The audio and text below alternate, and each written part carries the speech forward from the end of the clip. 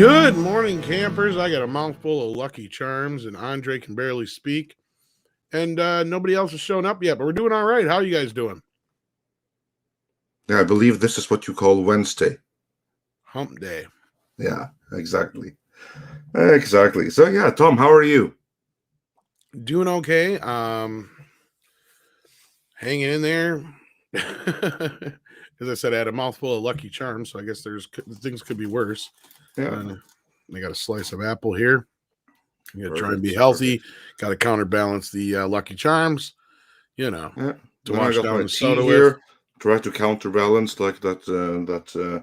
I have kids in school in kindergarten where there's loads and loads of like seasonal viruses.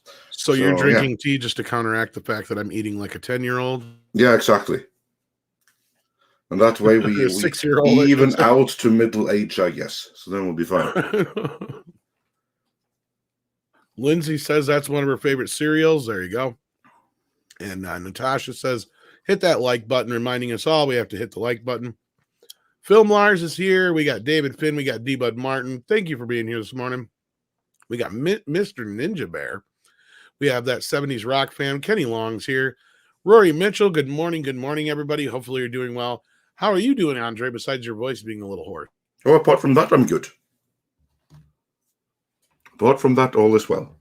Glad to hear it. We had a Spider-Man trailer. We did. We had the Spider-Man trailer drop. We, of course, have some Star Wars news that we weren't able to properly discuss on Monday, so we can do a little bit more of that today. And then you know what comes on Friday. Star Trek Discovery, and nobody That cares. is indeed correct, at least to you guys in the US and in Canada. No one else will get to see it. And if you've been watching Midnight Unless you have Edge, Paramount Plus, anyway. yeah, and you only have Paramount Plus in North America, in the US, meaning no one else in the world gets to see it.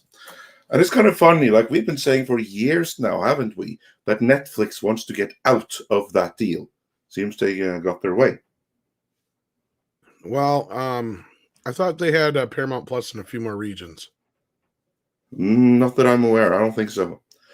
I don't know how many places in the world have Paramount Plus, And but I know they're many. also buying Not as many as Netflix, I'll tell you that. And I know they're also looking into buying up the Stars streaming network.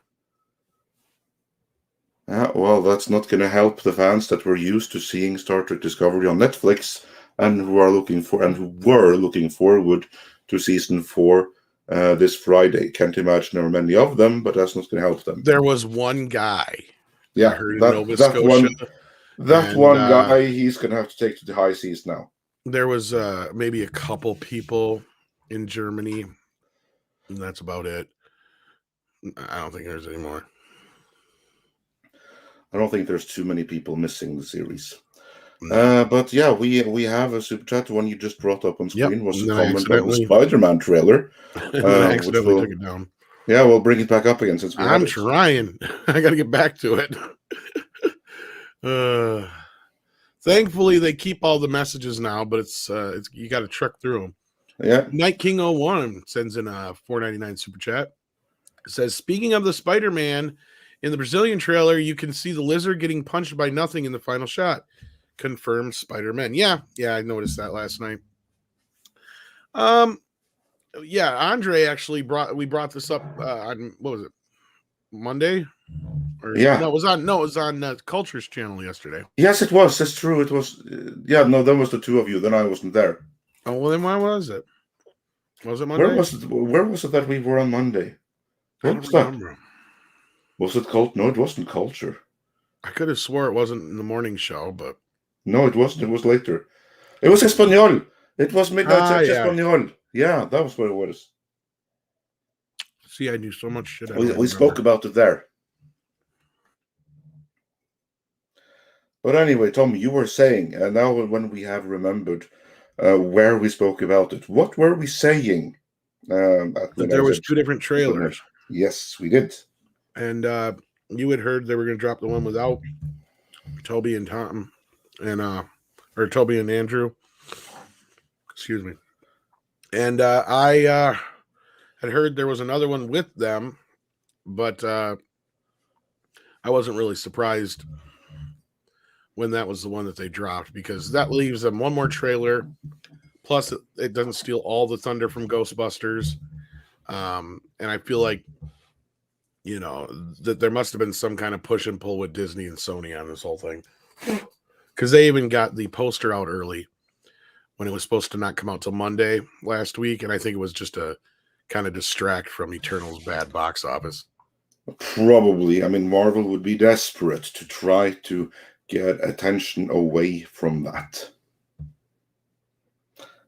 Which, of course, Sony doesn't care too much about. There you have some rife room for some internal squabbles. But yeah, they appear to have reached a compromise. But speaking of Midnight Edge Espanol, where we first had this discussion, we have our first guest of the day from there. Welcome, Diego of Midnight Edge Espanol. ¿Qué tal? Todo bien, gracias. How are you guys doing? We are well, thank you. Thank you. How are you? Fine, thank you. Uno, dos, tres. 4, 5, 6. Oh, I thought I was saying good morning. Never mind. I'm kidding, of course. Yeah, no worries. Welcome, Diego. How you doing, man? Fine. How about you, Tom? Doing the best I can. Exactly. I saw Mead yesterday. I was like, how will Tom react to the Spider-Man trailer, or which one? Yeah, Spider-Man, because clearly there's some things missing from that. Uh-huh. Yeah, we'll get into that. We'll get into that trailer momentarily here. But first, we have a few super chats to run through, and we have to greet the audience because we have quite a decent audience here. Double Back Again says for $5, I knew KK was re-upped when she appeared on the Boba Fett documentary instead of Favreau. Yeah, of course, stealing credit any chance she gets. We'll get into that. And before that, we have saying, hi, gents. Hello, everyone. And Callum Lyle says for $5 KK perhaps has a trophy case filled with all the part of all the men she's got, and she uses Ryan Johnson as a chair. Yeah, well, there may be something to that. And Callum Lyle clarifies, parts between the legs, I meant. Yeah, I think we all got what your meaning there. So, yeah. And then we have Deleted Scenes who says, hail, Andre, Tom Wrenches, and chat. On a break from work, hope everyone is safe and healthy. And yeah, I'm healthy, apart from my voice breaking up, so I'll have some more tea here.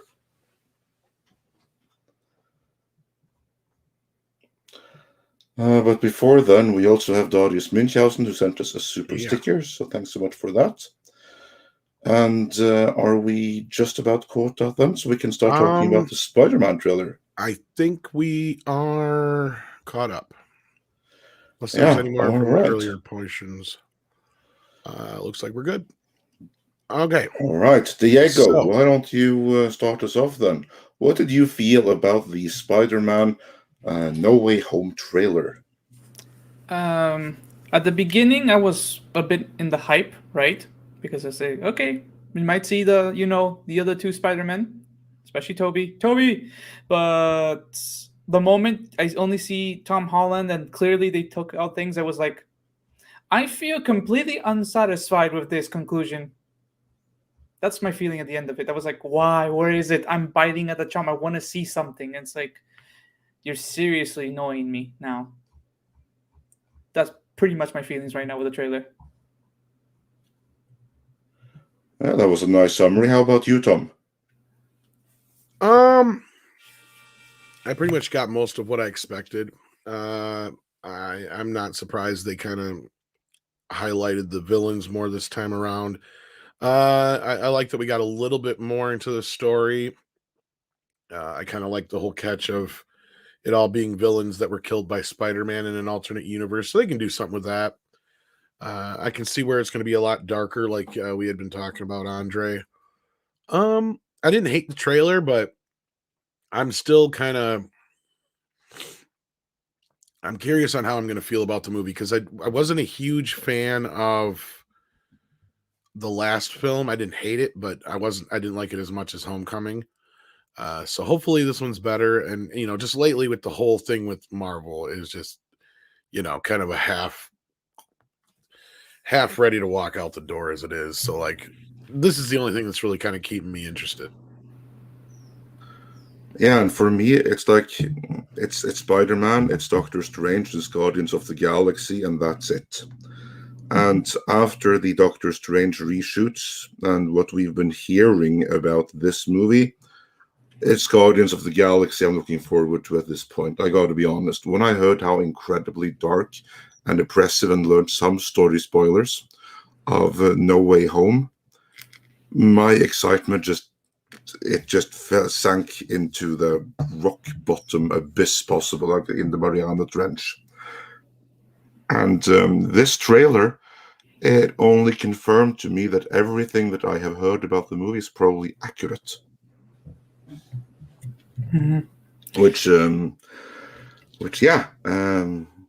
boring, which sucks. I hope that the movie is going to be great. I really, really do. I hope that what I heard is just like some people's interpretation. But I'm not too excited at this point. I really am not. What basically I've heard is that it's all dark, all dreary, and things that should be fun aren't. That's kind of like what I've heard. I don't know. I thought it was all right. I mean, also there's something. I was actually watching like when they were doing the event, and somebody was actually streaming it on Instagram, the whole event before the trailer came out for that theater.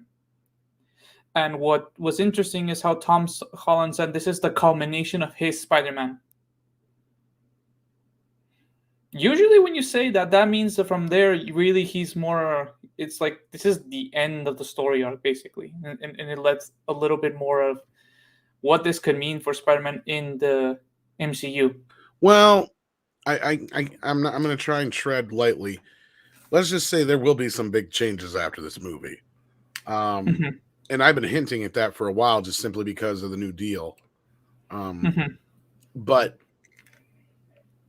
I'm not exactly going to be... I have a feeling that these changes and how things are kind of left hanging, it'll really kind of divide the audience potentially. And I think it's going to be interesting in how it sets up Doctor Strange. But I'm more worried now just because of all this stuff we're hearing about major rewrites behind the scenes on Doctor Strange and all these reshoots and stuff.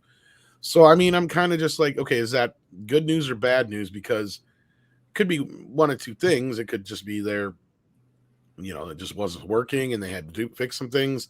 It could be just a ripple effect of everything. But then again, we're seeing all these projects across the board all being delayed and all for the same reasons. So did Chapek take one look at it and go, you got to fix this? I don't know. I mean, it's very possible considering the type of situation we're seeing here. So that does have me kind of more worried than anything. As far as Spider-Man in the MCU, though, I don't think we're done seeing Spider-Man anytime soon. Tom is saying that because his contract is up, but he's been hinting at those kind of things for a while. But at the same time, he loves playing this character. So I think it's more of a contract ploy. What do you think, Andre? I certainly hope so.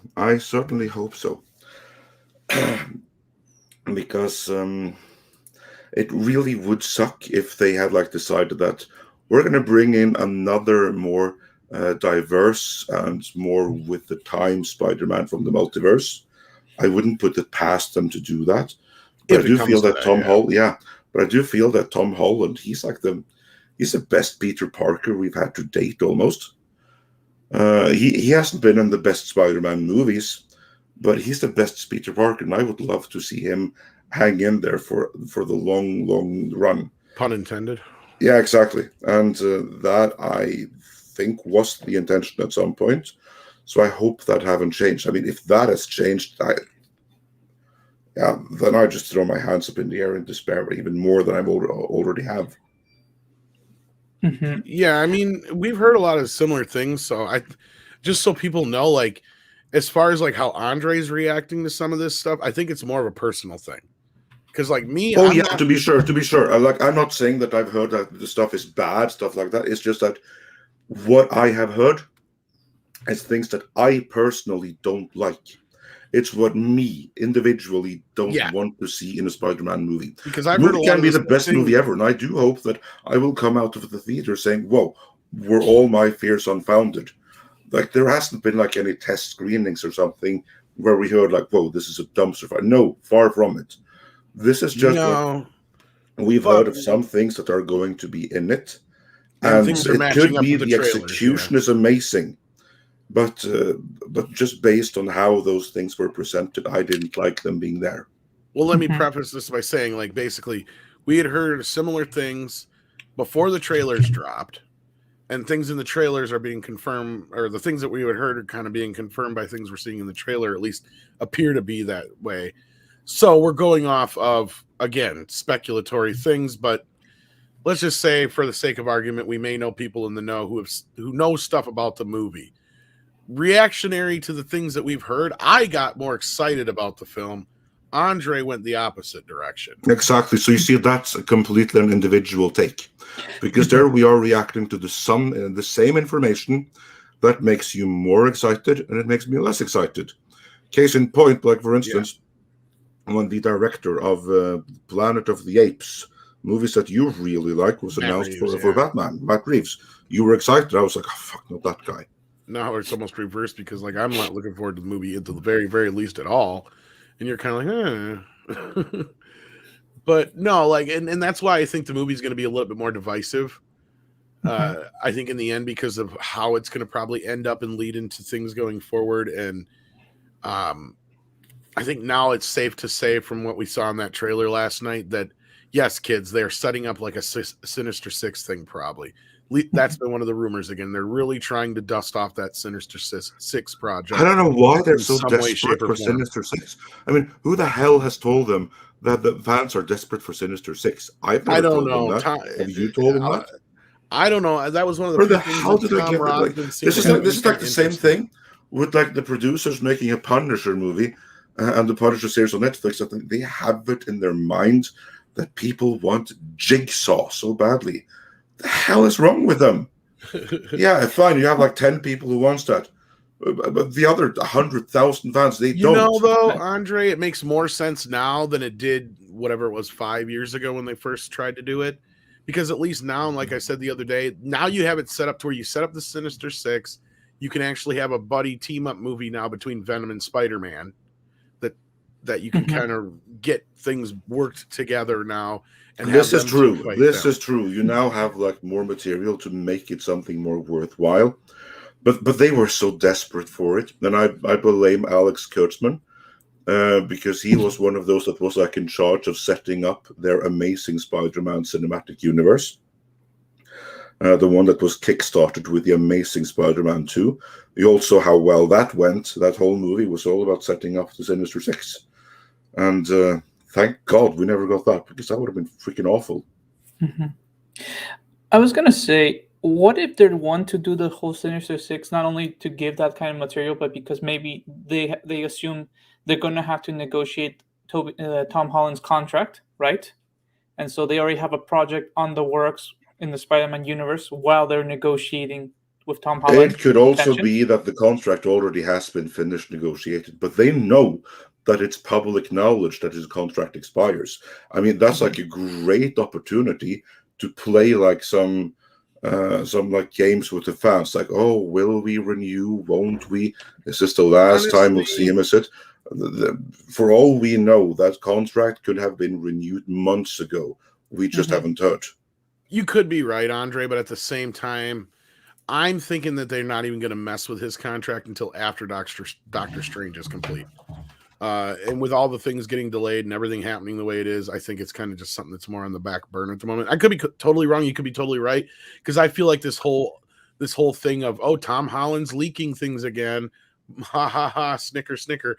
I think the whole thing's been an act from the very, very start. I mean, I know they're definitely playing into it now, but I think the whole thing's been, like, you're right. I think it's been a publicity ploy from the start, and that's how they've kind of worked this whole thing.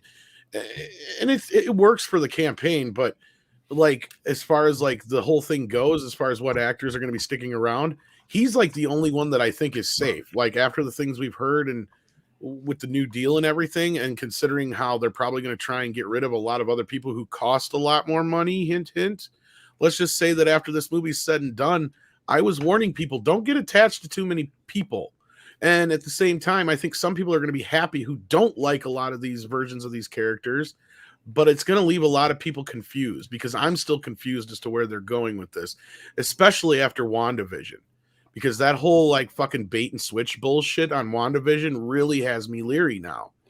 And I'm with a lot of people on the whole thing with the whole Doctor Strange ain't acting right. I think it's like Mephisto or somebody else acting like Doctor Strange doing this whole thing.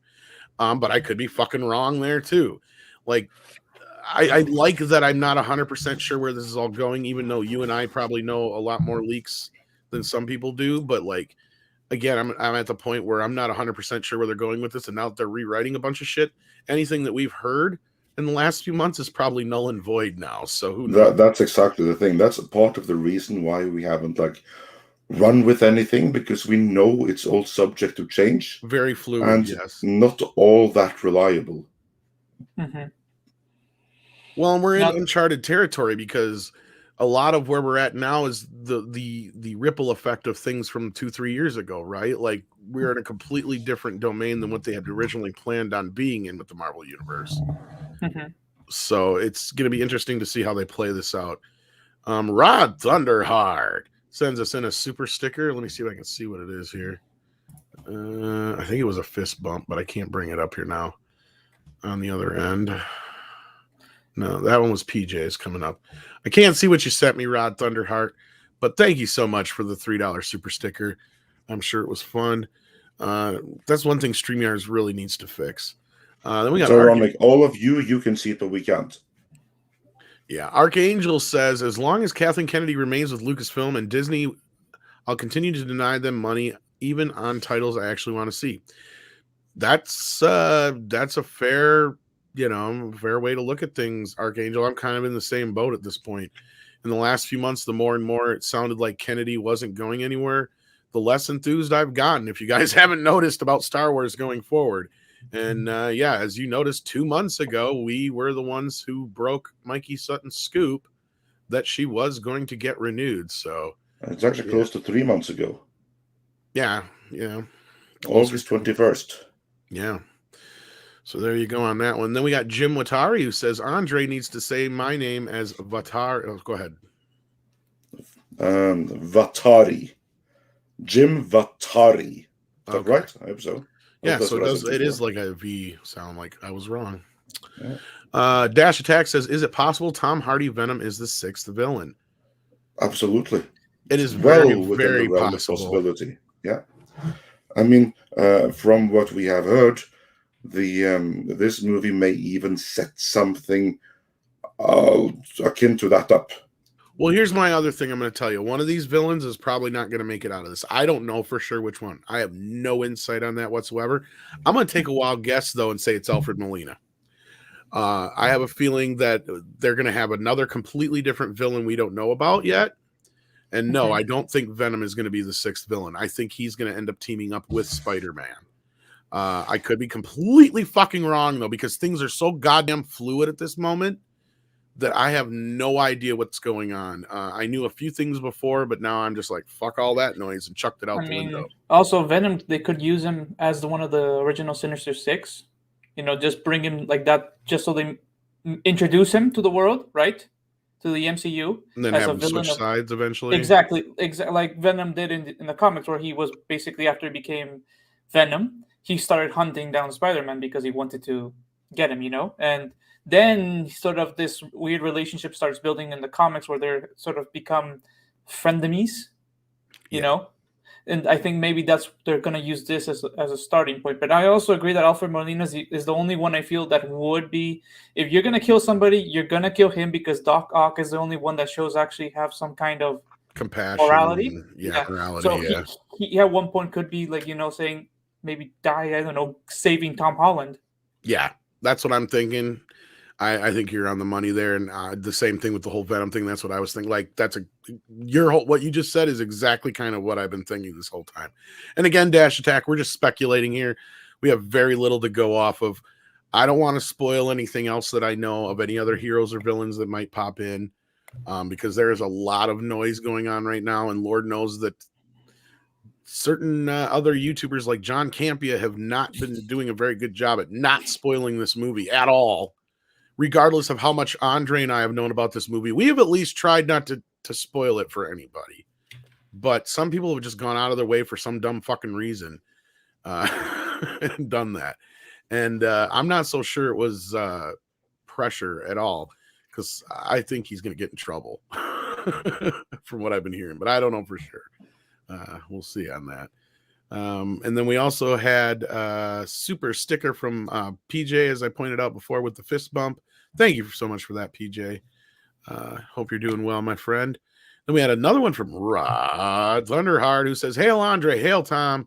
I hope to see Doc Ock rip off spider legs off Iron Spider outfit. I can see him being angry about that." Maybe.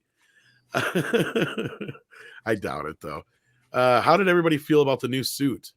I'm not as keen on it. I hate it. It reminds I hated it in the comics, and I hate it here. I was going to say, it reminds me of that series of Spider-Man 2000 something from the animated series. I don't know why I saw it. And it's like, why does it look that it only needs that cape that it had, and that's it? That's that series. I just I get what you're saying. Yeah, it looks. I'm more of a fan of the red and blue. Mm-hmm. I mean, it's more than anything, it doesn't feel right with the characterization of in the MCU. Even it feels like an add-on. You know? Well, to be honest, the first version of it I saw, I didn't think it was too bad. I didn't mind the black outfit with the gold trim instead of silver like they did in the third one. But then now that I'm seeing it with all the doodads for the basically the Doctor Strange type of stuff that's all over it, I'm just like, that kind of looks wonky. But they fixed Electro. Yes, I know. Did you see that, Andre? Did you notice that? I did. I was like thinking, oh my god, well, the actor deserved it, because he was humiliated so badly in that his movie Amazing Spider-Man 2. Yeah. It was painful to watch. Painful to watch with him like having his own birthday party and pretending Spider-Man was there talking to him like imaginary friend. My God, I was. Well, painful. I didn't mind. It wouldn't be such a bad thing, Andre, if we hadn't had this character 12 times already. Yeah. With Jim Carrey, and then they kind of did the same damn thing with Poison Ivy and Batman and Robin. So even there, you've already had these two characters. You had a similar kind of character already with, the Eddie. But that's what Alex Kurtzman does, and he was the one behind that. He ripped things off again. So yeah, good going.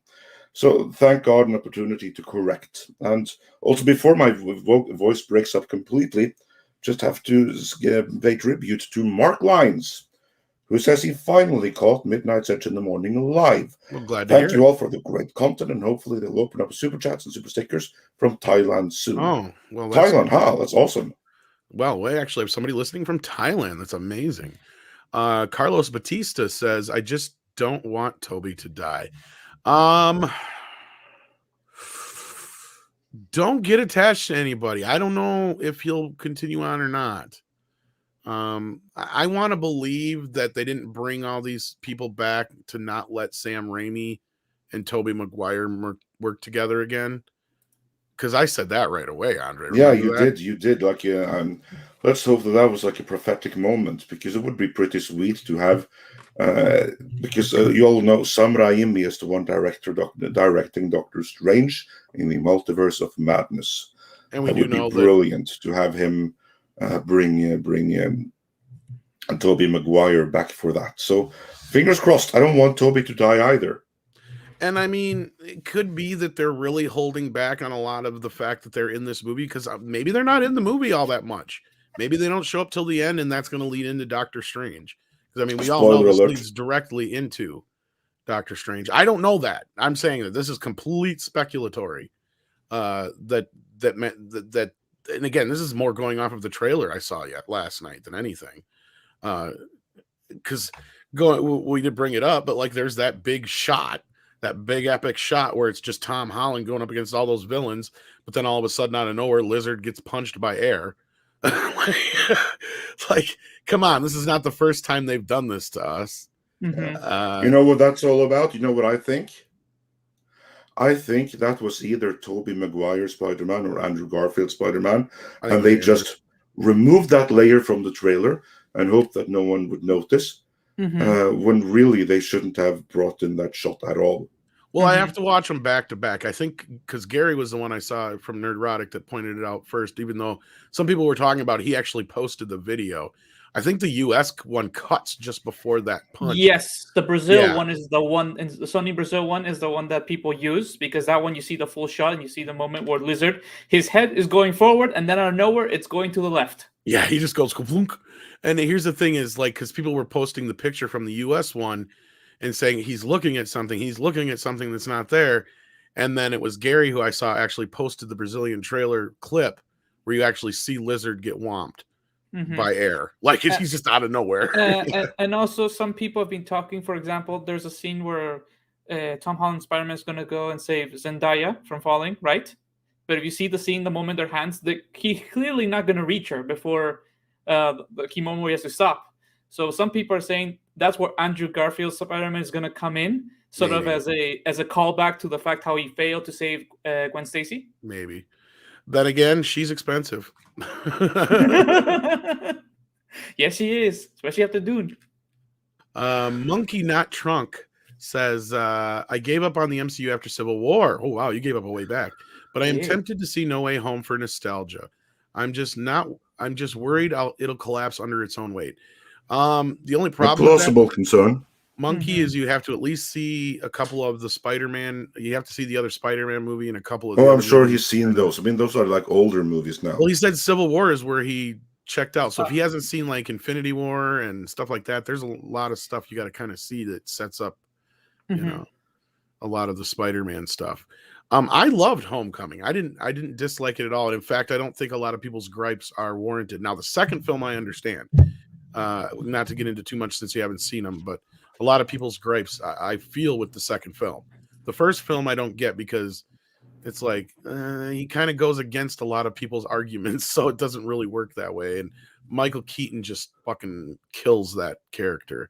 Like, it's amazing. He's probably one of the best villains in the MCU to this point. But you're not wrong. That's where I'm kind of getting concerned too, is like this whole thing, not just, you know, Spider-Man, but the entire thing, like you're saying, is collapsing under its own weight at this point. And trying to reintroduce all these new characters that don't really have any history is the bigger problem. I think the best analogy is here in the video game industry, when the hype train starts for certain games and then the game comes out and it's not a bad game. It's just, you know, the hype was greater than what the game could match at release. So the game at the end is hated just because the hype was too much for it. I think that would be the best example in this case. Yeah. So we'll have to see. Then we got Just Nova, who says, I think Kevin and Disney aren't using comics and want to add their own twisted stories, which is hilariously removing the villain concept or good versus bad. I don't think you're totally wrong with this, Just Nova. Now, I don't know if I can agree with this wholeheartedly, but there is I cannot disagree with you that there is this problem with the MCU with having just bad guys, like just good bad guys. And I don't mean like good bad guys, but I mean like bad guys that are actual bad guys. There's always something that makes them some kind of tragic villain, and it's getting sickening. Like we really have not had any villains that don't have any kind of like hang up on them that make them relatable in some way. And I think that speaks more to people's politics. I don't know if Andre knows what I'm getting at here, but like I think a lot of these people that are working on these movies tend to relate with a lot more of the misfits and the bad guys, so they're trying to make them more relatable, but they suck at doing it in some cases, and in other cases it just kind of ruins the characters. Because sometimes you just got to have a good bad guy. Also, it depends a lot on the mandate from the studio. Like, for instance, problem too. With the Marvel movies, the lack of good villains is actually Kevin Feige's fault, because he has said, and I understand it completely, because what he has said is that they are all about making the hero grow and making the hero shine. And the best way to do that is to have a villain that mirrors the hero. So that way, the hero has to overcome his mirror image, thereby bettering himself. Which is why you have, like, just look at like the the Iron Man movies. Tony Stark always had to fight someone that was kind of like himself. In The Incredible Hulk, Hulk had to fight the Abomination. And similar in all of the Marvel, certainly the origin movies, they fight someone very similar to themselves. And of course, this doesn't really give way to much in the way of like recurring good villains, does it? So arguably the only two good ones we have in the MCU so far are Loki and Thanos. Are there any others? No, and both of those I wouldn't even consider villains, especially Loki. No, because he kind of like took on a life of his own and became like a hero. But he started out that way. It was just like an accident that he got to shine a little bit more in the Avengers, and because of that, they were like, "Oh, he's so good, we can't get rid of this guy." Yeah, and as far as the Sinister Six goes, we got Michael Keaton. His character is somewhat bad. I mean, he was kind of he's not that bad, but he is bad now. As far as most villains go, he's like one of the worst ones in the MCU. I mean, outside of that, we need good bad guys. Like I think Doctor Doom is going to be a good one, if they do him right. But yeah, that's it. Well, yeah. Let's keep our fingers crossed that Victoria von Doom will be done right. Yeah, right. Let's go no, for but that. here's the other problem, though, is that Spider-Man arguably has the best rogues gallery, and up until recently, they've been off. They couldn't use them really. So we'll see how that goes forward with the new deal. But the other problem is you just have villains like we do in like Black Widow and shit like that, which to me are a problem. Or even like, what's his face that Michael B. Jordan played. They always have some kind of hang up that it's generally some hero's fault that they're the way they are, instead of it normally being, the other way around kind of thing. It's like it just seems abnormal in the MCU. They've had this really tough, they just have not been able to make a bad guy bad. I don't know how else to put it. It's really difficult for me to put into words, but I know what I'm trying to say, because even Thanos, right? They even have him with noble causes and all this bullshit, and they even had to bring back an older version of him to make him more villainous, right? Like it's whereas in the comics, he just wanted to kill half the life universe to impress a girl. Exactly, and I brought that point up as a joke before, but I mean, there's sometimes where I understand where people are coming from, where that's a better concept than what we wound up with, because now you're adding too much bullshit to this, and it's taking away from the standard hero versus villain thing. And a lot of the heroes are coming off more like villains anymore, and it's just, I don't know. You're having that problem. Mecha J says Kennedy is giving the phrase "falling upward" a new meaning. Well, again, I keep reminding people that it doesn't matter even if she did have dirt on people. She's Kathleen Kennedy. She could probably fuck up a lot more shit before anybody's finally going to take anything away from her. And I've been saying that for a while. That's why I haven't been I haven't had a lot of fucking faith in what's going to happen for Star Wars. I want to be, excited, but I don't know. What about you, Diego?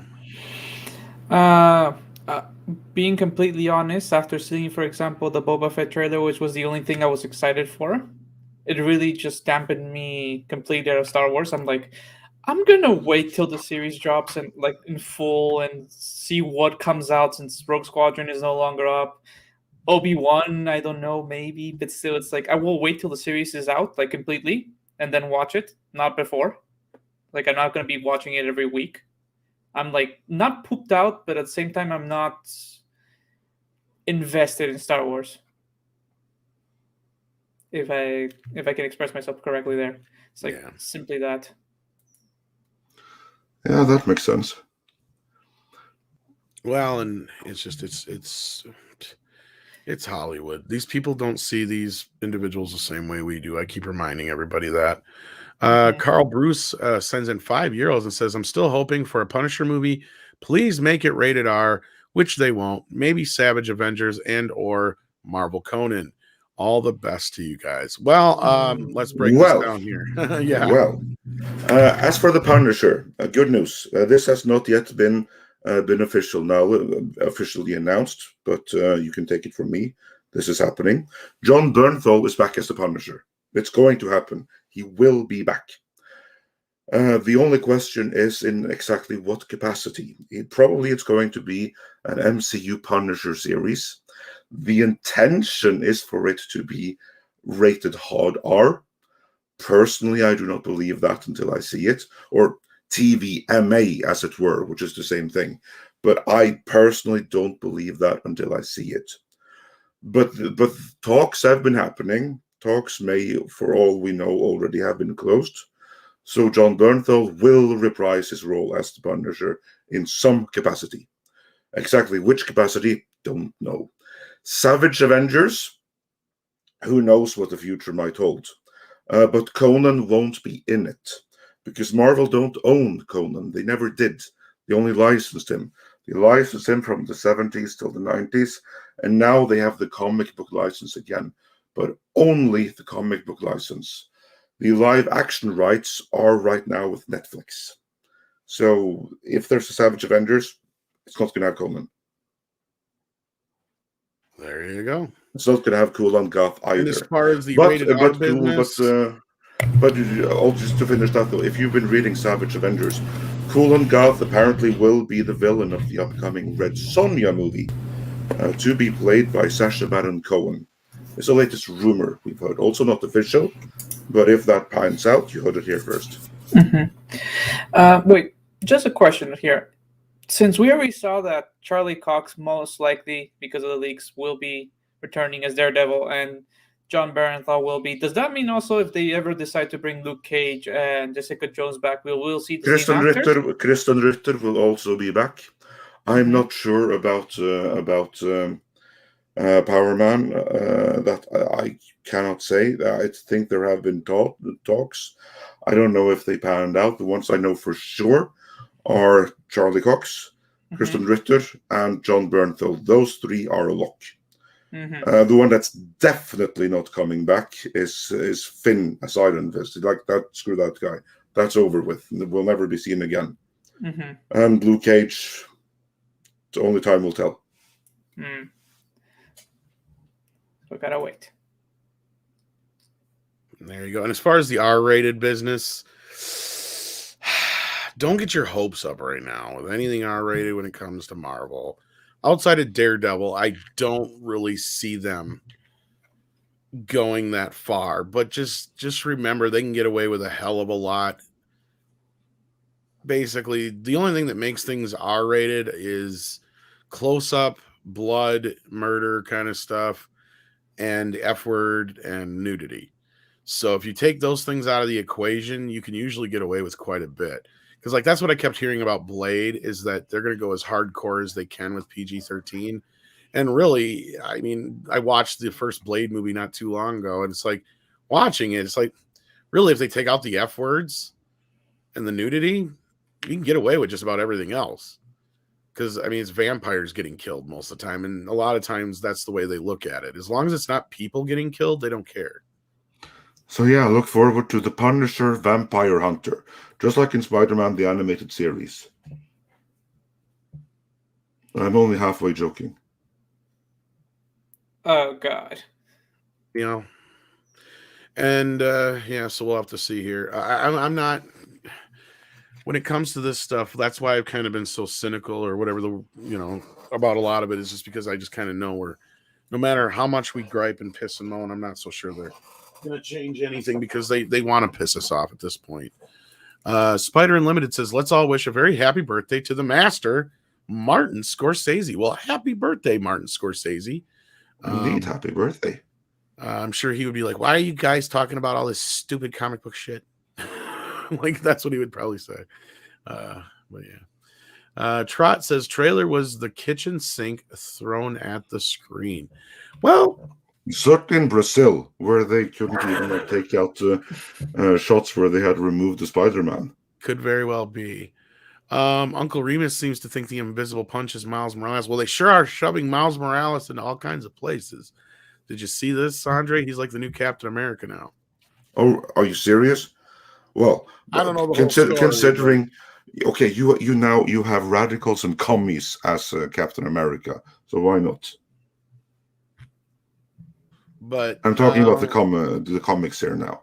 Now, here's the thing, though, with Tom Holland, he might want to make a deal soon because Uncle Remus could be right here, especially if the court case doesn't go the way people want. Last Millennial says, do you guys think Wanda will be killed in Doctor Strange 2? No, she's too much of a strong lamb. Yeah, we should be so lucky. At most, they stop her and she runs away, like last time. Scott. Oh, yeah, they'll stop her and she runs away and they'll talk about, whoa, she made such a huge sacrifice. Think of the enormous sacrifice she did.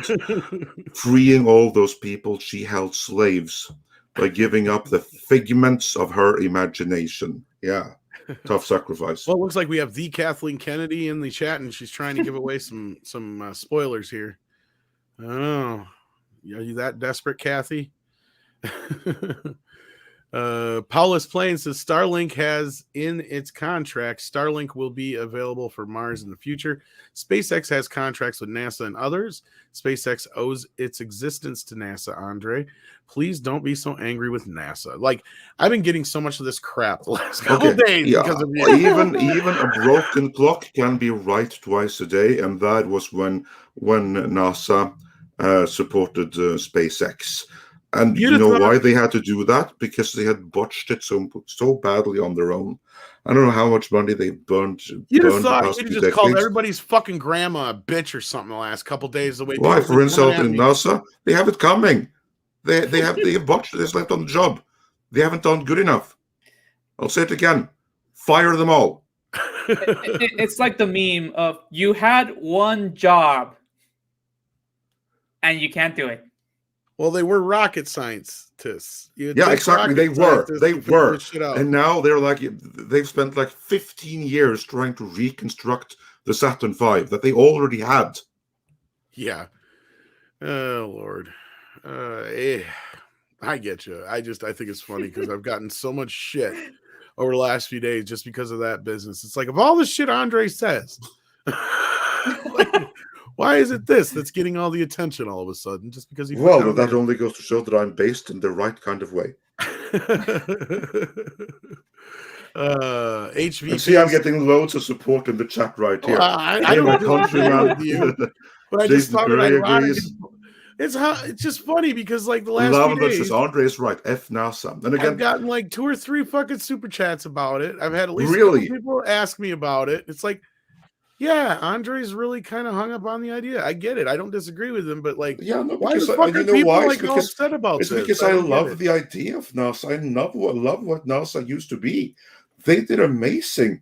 I mean, no organization on the history of planet Earth has done more amazing things than NASA did as its best. And I can't think of any other organization that has fallen as high or fallen as steeply as NASA, from being someone that went to the moon. Well, yeah, I know, but listen, they went to the moon, and the accomplishment of that, like people don't fully comprehend what was needed to make that happen. Well, and then when they had done that, they went back again, and since then, they've been sending some toys to Mars and some space telescopes. That's all good stuff. But it's not enough. I mean, Werner von Braun, he wanted us to go to Mars in the 70s. We should have had colonies. Well, I don't disagree on the whole solar system by now. Here's the problem we have is like we've gotten to this point where, especially in America, we don't compete anymore. Like that was a problem. Yeah, that's a problem because the moment that you settle for being, we're number one, we don't have to do anything. Or like, okay, fine, we're number 2, but we'll just stay there. The moment you have that attitude, before you know it, you're no longer number 1. You're no longer number 2. You're not even number 10. America is now that kid at the birthday party whose mom told him, "Don't be so cool," and all this other shit because it'll make all the other kids feel bad. Like that's what it feels like anymore. And now we've been doing that for so long that we don't even know how to be cool anymore, right? Like. We don't, like we just said, our own rocket scientists ain't fucking rocket scientists anymore.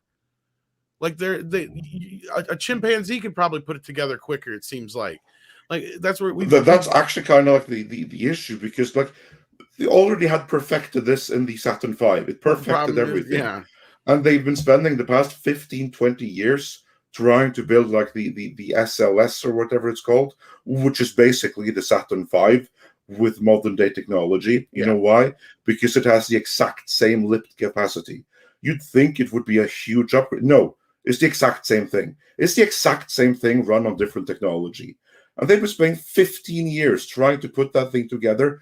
And they still haven't even gotten to the testing stage of not even one prototype. Well, and I think we've had this conversation off air, but like this is why, is because our fucking rocket scientists are so goddamn smart they can't even figure out how to figure out how to make technology that's backwards compatible so they can actually get to the files and shit they need to get to. That's what I heard is one of the main problems. Is they're so stupid they don't even know how to get to the shit. Like they have it all. It's all backed up on ancient fucking software they can't figure out how to fucking get computers to read. Yeah. So they got the answers, but they're all kind of like hidden. Well, we got the answers. We just can't find them. That's kind of like I have like a similar situation like here, that I have like a few VHS tapes that I really want to convert, but I haven't got the VHS player to do it. It's kind of like the same thing. Yeah, I have the tape, I have the data, I Same just can't here. access it. But unfortunately, like, But that's okay, because I'm just a dude, whereas they're freaking NASA, and that's no excuse. That's the problem. Is their predecessors built the technology like to do this shit, like the computers to do this shit. Like none of these guys have done anything. We're in a generation that has done nothing but inherit everything they ever needed, and they've done nothing but fuck it up. That's where I feel like that's where I'm at right now, and I don't want to get too deep into this, but because it's not all just one generation's fault. I don't want to make it sound like that, but that's what it feels like at this point. It's like America forgot how to America. Yeah, that's the. Yeah, we also have Script Doctor in the chat, and he just points out funding was cut in the 80s when the old data files would have been transferred from tape to floppy, and then from floppy to CD-ROM, etc. You see, this is what happened. Yeah, exactly. So instead of trying to figure out a way to make something bad, these guys are fucking rocket scientists. Yeah, like I just said, their predecessors invented this shit. And also here, Big Daddy MRI says they fixed that last November. They got a bunch of hobbyists and they cracked the code and gave NASA the diagrams Why am for I the not Saturn surprised? V. I don't know. I don't know if you're joking or not, but the horror is that it's probably sounds, true. That sounds stupid enough that it's probably true. Well, it's not uncommon, because like a lot of these video games and stuff that we still have, like we were getting to a point where they were losing a lot of these classic video games because the code and shit was on such old stuff they couldn't recover it anymore. So yeah, that's why a lot of the video games and stuff that we have nowadays are because of nerds and hobbyists who've managed to create emulators and translate the stuff, or however you transcribe whatever word it is. Yeah, actually there was like one of these companies that makes retro consoles. They actually got in trouble for that because they used like a fan emulator without the proper authorizations and stuff. Well, that's kind of where we're at. It's sad. But no, I'm not. I kind of understand where Andre's coming from. HVP says, does this movie have too much going on, like Spider-Man 3? Now, this is your fear, Andre. It's funny. It is my fear. This is your exact fear right here. Yeah, this just hits on it. My worry is that this movie is going to be Spider-Man 3 all over again. And just to take you back to the year 2007, I believe it was, when Spider-Man 3 came out. Yes. I was a huge fan of Spider-Man 1 and of Spider-Man 2. I love them. I have never been more hyped for any movie than I was for Spider-Man 1 leading up to it. I have almost never been more pleased with the movie than with Spider-Man 2. And I was so hyped for Spider-Man 3. I mean, it was going to have Venom. And Venom was like my favorite villain from the comics. And finally, we were going to have Venom on the big screen. Yeah, I know he wasn't appropriate with like the beard and stuff like that. But who cares? It's going to be Venom. It's going to be awesome. apart from the fact that they say that Topher Grace is going to play that has to be a ruse. Like, ain't no way that's happening. This Hayden Church fella who they say is playing Sandman, he's the perfect Eddie Brock. He's going to be Venom. Just wait and see. But no. And as it turned out, that was like the least of the problem. It was Sandman that ruined that movie. And when I came out of it, I was like, not only when it came out, I remember like in the audience in the scene where Harry is dying and they're crying, Peter and MJ. It's supposed to be this really somber thing.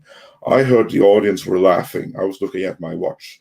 Like, is this suffering done soon? And I came out and I said to my friend, because like my friend, he was equally excited for the movie as me. And he was like, it was pretty okay, apart from this one thing. And this thing was a problem. I'm like, no, the movie had one problem. It sucked, all of it. That was the problem. And so I had like no problems admitting that. And it tried to do too many things at the same time. It tried to go back and change history. It tried to alter with who killed Uncle Ben. It tried to make the killer, the killer sympathetic, to give like Spider-Man some kind of lesson in forgiveness and what have you not. And the whole thing, it just fell flat. It tried to do so much, and an experienced filmmaker like Sam Raimi couldn't do it. I saw that movie once in theaters. I tried rewatching it. I couldn't. To me, it's that bad and that unwatchable.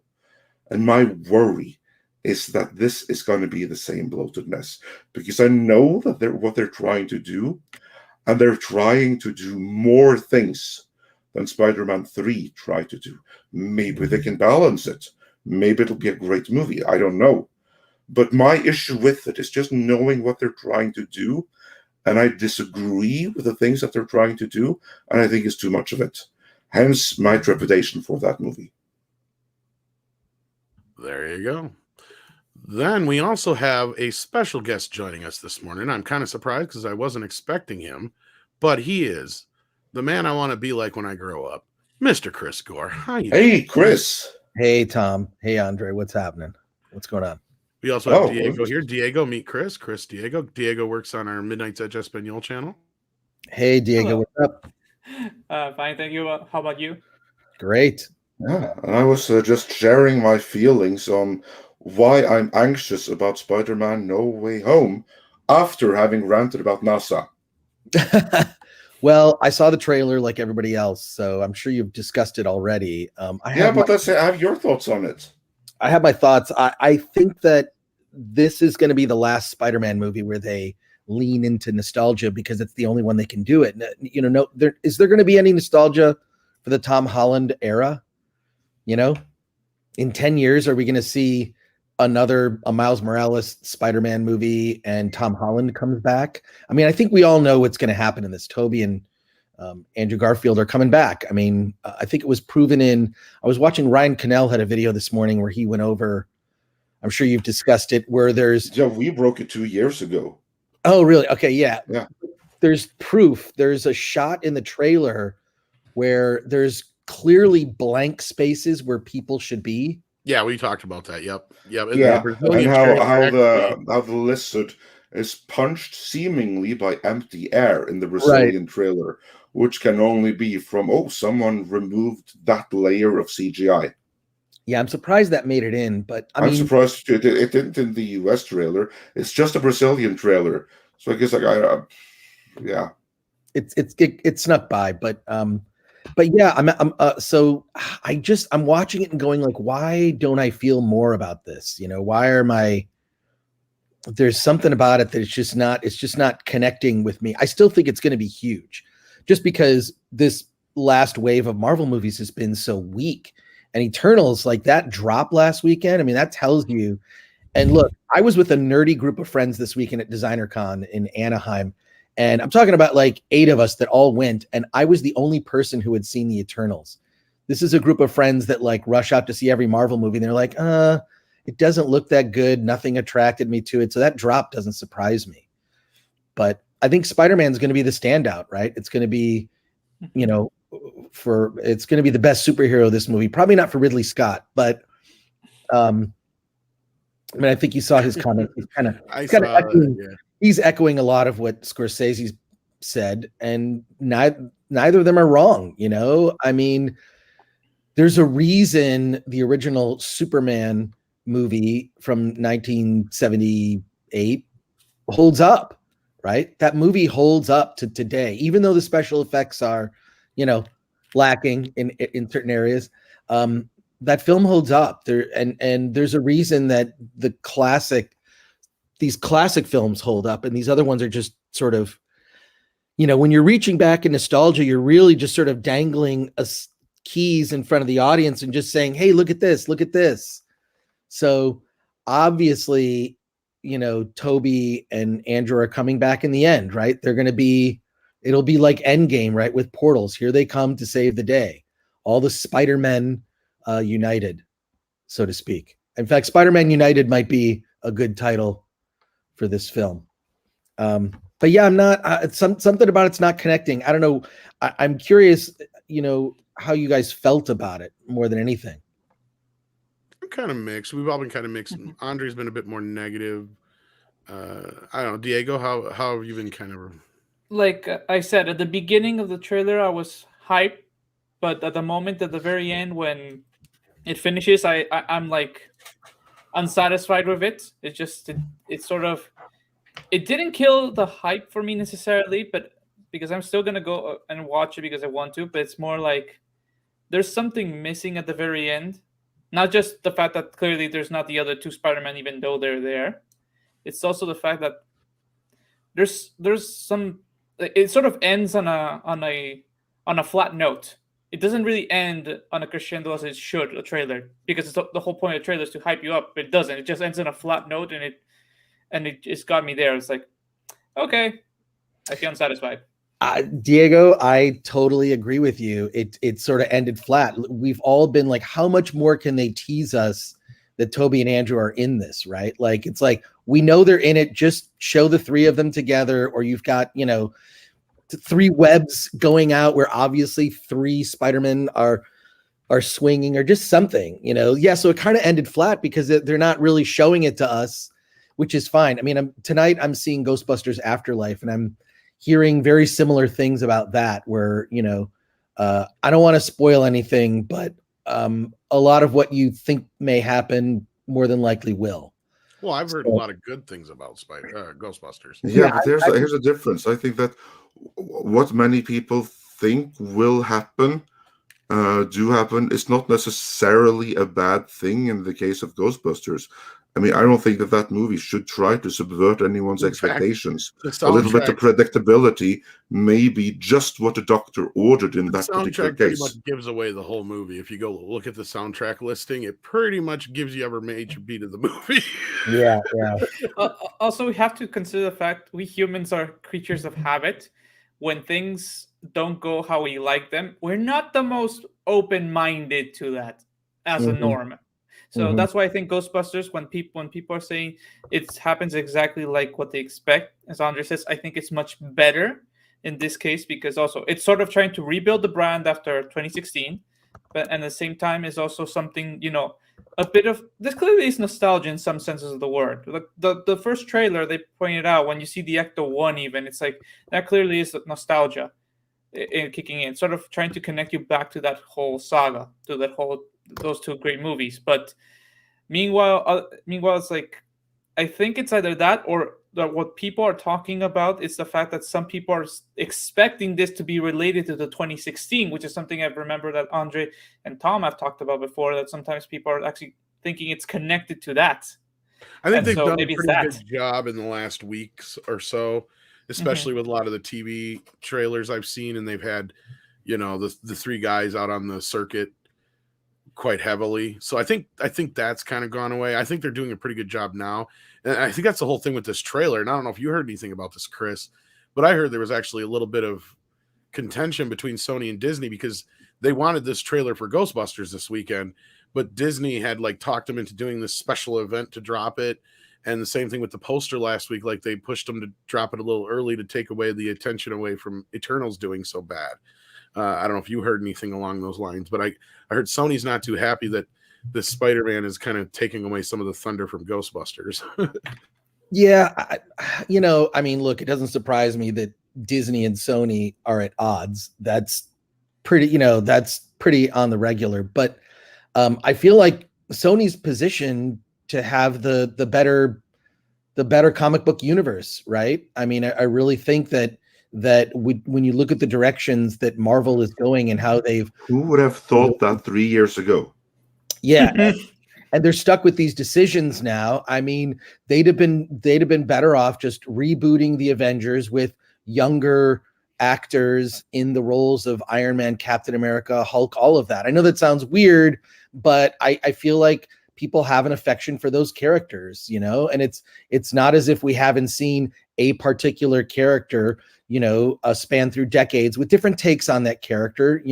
I'm speaking, of course, about James Bond, right? Like, there have been, and people have their favorite Bonds, and that's cool. But that character has survived, 50 plus years. So, like I'm just really amazed that they seem to think that these weaker characters that don't have I don't know what the classic Ms. Marvel comic books are, or even the Captain Marvel comic books, Well, actually, I do know the classic Captain Marvel, but that's not the take that they decided to go with.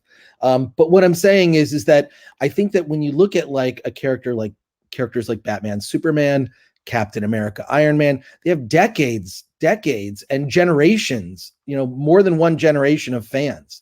And I think that's huge. That's a lot of currency. And I don't think that there's currency in these newer characters as much as I'm aware of what the Eternals is from the Jack Kirby comic, from the 70s. That's not one that resonates with everybody. Now, I know that Guardians of the Galaxy, that's the argument, like, hey, that was not as widely known, but that was James Gunn, where they basically let him do pretty much whatever he wanted, which is That was like your 1 in a million shot right there. 1 in a million shot, but that's that's a lot of luck and talent went into that, right? Luck, talent, timing. Yeah. I mean, it worked. The reason I think you see that Marvel's completely lost faith in Eternals is almost all the marketing now includes references to the Avengers. They even call Shang-Chi your favorite new Avenger. Is he an Avenger suddenly? Was he anointed? No, you're not wrong, Chris. Like, a lot of these new characters, I think that's because they're trying to get away from the classic characters because they know they're probably not going to win this case against the Kirby and Lee families, right? Right. So they're not going to have complete control over these characters going forward. And Disney does not like to pay anybody. So that's true. So that's a big problem there. And I mean, I would not be against the idea of what you're going, you're kind of getting at. And that's what Kevin originally wanted to do, is recast all the actors as younger actors. Yeah. And the Russos are like, no, we're going to finish. And rightfully so. They needed to finish out that storyline proper. But then I think you're right. They should have took like a little break. Like, this whole thing would have been a perfect time for it, right? To take like a little break and then just kind of reintroduce the Marvel characters again, the ones we love. But you're right. There's so many of their individual stories we haven't got to see yet. Like, right. We've been barraged with this idea of getting to see all of our favorite superheroes crossing over for the past 10 years. Like, I'm totally fine with just seeing a Captain America movie again, or seeing an Iron Man movie again. You know what I mean? Or just a plain Spider-Man movie again. I don't need all these other characters involved to make it enjoyable. I'm totally on board with you in that sense. Like, they could have just went back to the more simpler kind of like, no, we're reintroducing the Marvel characters again, but we're going to go start over fresh. This is our new young Captain America. This is our new Iron Man. This is our new whoever, and just kind of start at that level. And eventually maybe we'll do Avengers again. But for right now, we're just going to kind of do their own thing. And I wouldn't have had no problems with that. But it's weird when you look at, maybe this pops up for me on YouTube. There'll be these, these sort of mini trailers for the Eternals. I keep saying the Eternals. I know it's Eternals, but I'm going to throw the in there. But every one of these promos has footage of previous Marvel movies, previous and much better Marvel movies. Maybe it's because, look, the decade-long build-up to Infinity War and Endgame was so unprecedented, so amazing that really you're not going to reach that hype. Exactly, again. yeah. and taking a break is a good thing, right? I Right. mean, the distance between the original Star Wars trilogy and the prequels, I mean, helped the prequels become very successful. And same thing with the, the distance between the prequels and the sequels, right? Exactly. There was, back to the days of optimism about Star Wars. I'm totally just don't care about Star Wars much anymore. I don't, even though I have tickets to Star Wars Celebration in Yeah. Anaheim in May, I think. I don't know why. I mean, I'll just be at the hotel bar drinking superhero or Star Wars themed drinks, and if there are members of the 501st there, I usually like to hang out with those guys because they know how to hang out at a con. But yeah, like I just think it can't be repeated, and having a break from it might be a good thing. Having it go away for a bit is a good thing. There's a reason. The time between each Star Trek movie made you want to see another Star Trek movie at the time that they were making Star Trek movies. Talking about the original, between motion picture. Funny, you've touched on two of our other topics we're going to get into here, but sadly, Diego has to leave us. So thank you for popping in, Diego. We'll see you tomorrow on Midnight's Espanol, correct? Well, the new video, Tuesdays yes. Now you guys do it. That's yes, right. Tuesdays I shows exactly. Chris, it was a pleasure meeting you for the first time being here. Andre, Tom, as always, it was fun. And remember, in Midnight's Espanol, we're actually having a new video come out on Thursday, which I can't remember. It's the Spider-Man one or the Cowboy Bebop one exactly. But see you then. All Take right, care, Diego. Goodbye. And also joining us, we have Paulie. Hey. How you doing, Paulie? Hey, Paulie. Hey, Paulie. All right. How are you? Come on, let's Paulie do this. actually has a big announcement, if you haven't heard already yet, but we're going to talk about that in just a minute. But no, I think you're 100% right, Chris, on that, at least in my opinion. I think that would have been the better way to go because, yeah, I don't think they're going to reach that height again for some time. But good morning, Paulie. Welcome. Paulie had some exciting news for us last night. We talked about it on Midnight's Edge After Dark. You talked about it on Latino Slant. I'm going to give you a minute or two here to announce it again to our listening audience today. So Yeah, we got some surprise coming for Monday on the morning show, don't we? yes. This Monday, guys. This Monday is something we've been working on for a while. Well, as you guys know, with Robert Meyer Burnett and Andre and Tom, and this past year we've had these amazing panels with Edward James Olmos, with the cast of Blood In, Blood Out. But we've always been kind of like, we just want to keep pushing that envelope of Midnight's Edge Espanol, the Latino Slant, the Familia, that Andre has created, and the kind of the excellence of what Midnight Edge is all about. So we've been working on this guy for a while, and finally got the committed date next Monday morning here on Midnight's Edge. Iconic actor, action star Danny Trejo is joining us here on Midnight's Edge live. And this is it's gonna be pure talk, man. His career, his life, his new book. I'm of course I'm excited. I'm just so happy that it's happening before the end of the year. This is great news. Machete, he's yeah, dude. I've met that guy. He has a presence, and I'll say, if I could throw out a recommend, you have to see the documentary about Danny Trejo's life. It's called Inmate Number One. Mm-hmm. If you've seen it, I don't know, Paul, if you've seen that doc. Which is funny. That's where this image comes from, I believe. That is the image from it. It's what he achieved in his life, the adversity he struggled through, and what he's achieved by, in many ways, just not giving a fuck. Like, it's just so admirable. And just how he gives back to the community. He is a national treasure. I mean, I encourage everybody, see that documentary, Inmate Number One. Yeah, I mean, like so many great stories you hear, it's just uniquely American as far as where he came from, his humble beginnings, and connecting on a different level with his sobriety life, where it took him years to get sober, and then he finally clicked in around 68, 69, and he's been sober ever since, like you said, giving back to the communities. And I mean, on that level, as a kid, I remember going I've talked about this before, but I remember going to meetings with my father and seeing Danny speak. And I've had my own journey, and now I'm over 6 years, and he's just part of everyone's family, man, as far as just being inspirational, just being real too.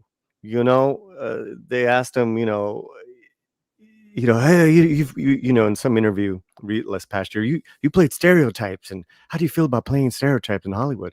And he's like, I see it as work. I pay my rent. He knows what he's got, and he's maximized it like no one else has. So yeah, man, next Monday, Andre.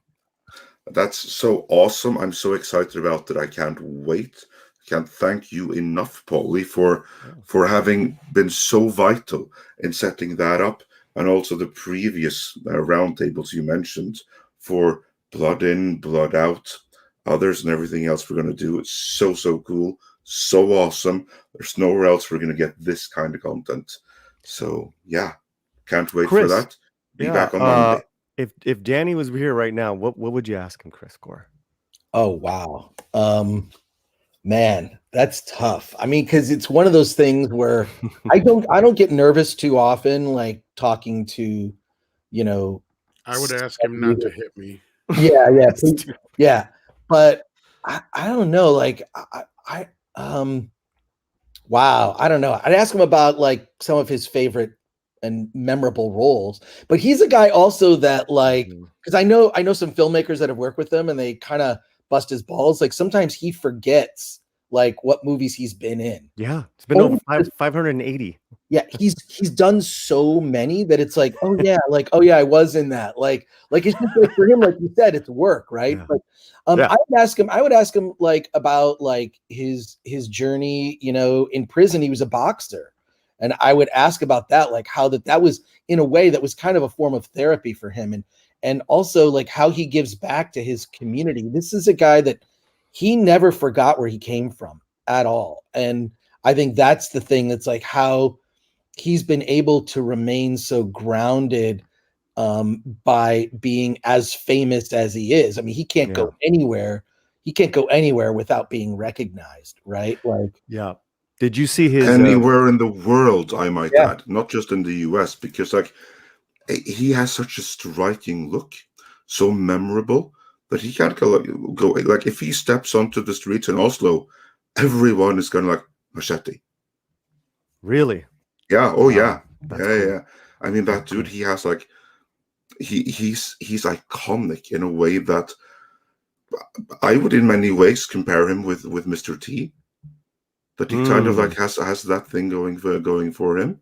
Well, and also what's great about him, and I don't even know, this is not even a question, just a comment, but it's like his off-camera life is as impactful as his on-camera, and that is to be admired. We see and we talk about, and Tom, it's come up where you have some people who've been very had been very privileged and had like really great careers and whatnot, and then their off-camera demeanor when they're not acting or working on projects makes them less likable. I'm not going to bring up names, but Tom, I know what you mean.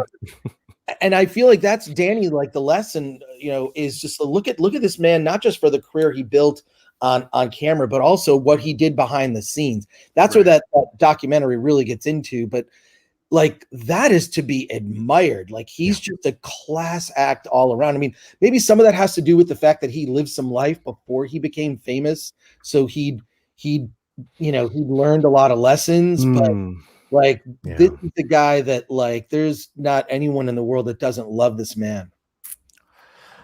No, you hit it. I mean, and he's got a new book out that came out this year, and another really great actor and sober buddy Donald Logue wrote the prologue. They do a lot of charity together, just like you said. They do a lot of work, man, in the community, and it's a huge difference between people that walk the walk and people that just talk the woke points, of being social justice. You know, you don't hear that type of language from Matrejo. He just does it. You know, That's it. He lives the ideals that he espouses, but he doesn't even talk about it. He's just like, he's leading by example, which is to me the best kind of leadership. yeah, in fact, it's almost the opposite because he gets real shy when, or just real humilde, very humble when he talks about what he's doing out there. And like, because even though he did that Bear Grylls episode, and I keep just fanning over that episode when he was out in the wild with Bear Grylls, and Bear's like just in awe of him. But when he's like, oh, what do you have to say to the youth, and what do you have to say? And he's like, oh man, just live for today, like real simple, stuff that we know that's maybe cliche, but he's so amable with it. He's so endearing with it. Yeah. There's nothing inauthentic about Danny Trejo. Well, I heard about behind the scenes on that episode, and they ran into a bear and it negotiated, and Danny let it go. So it was a bit hairy for a minute, but Nice. Yeah. he wanted a dog, but then the bear begged for its life. Yeah. No, in all seriousness, though, don't do hikes. Yeah. No, in all seriousness, though, this is an amazing, individual that we get to converse with on Monday, and I can't believe we finally got this in order. It's been a long time coming. I can't wait to talk to Danny, and I can't believe Paulie finally pulled this off. So it's gonna be awesome. Man, you don't have no faith in me, brother? No. It's just that it just seemed like it was never gonna happen, right? It's just one of those things. Through no fault of yours, but through No. scheduling and stuff like that. Because like these are very, very busy people that suddenly get a new project thrown at them and stuff like that. But Monday, that so awesome, so cool. Yeah, and you just got to keep punching, right? We just got to, I never stopped trying. Was always professional with his people. Thing is that his people, they have other clients too. So we're getting those people on a Latino slant. Some people are Narcos Mexico, some people are singers, which is great. Hey, great content. But I want Danny. Right? Yep. Yeah. No, and I'm so glad we finally got it all figured out. And not to switch gears too much. Let's do it, man. Let's do it. But I just got this across my desk. Here's your look at the Matrix Resurrections poster. He's so pretty. It looks like a video game. It does not look like a movie. Keanu's just telling him to stop. It's enough. I guess. I don't know. It kind of looks like a Matrix reunion party. Autographs all around. Have the fizzy drinks and everything.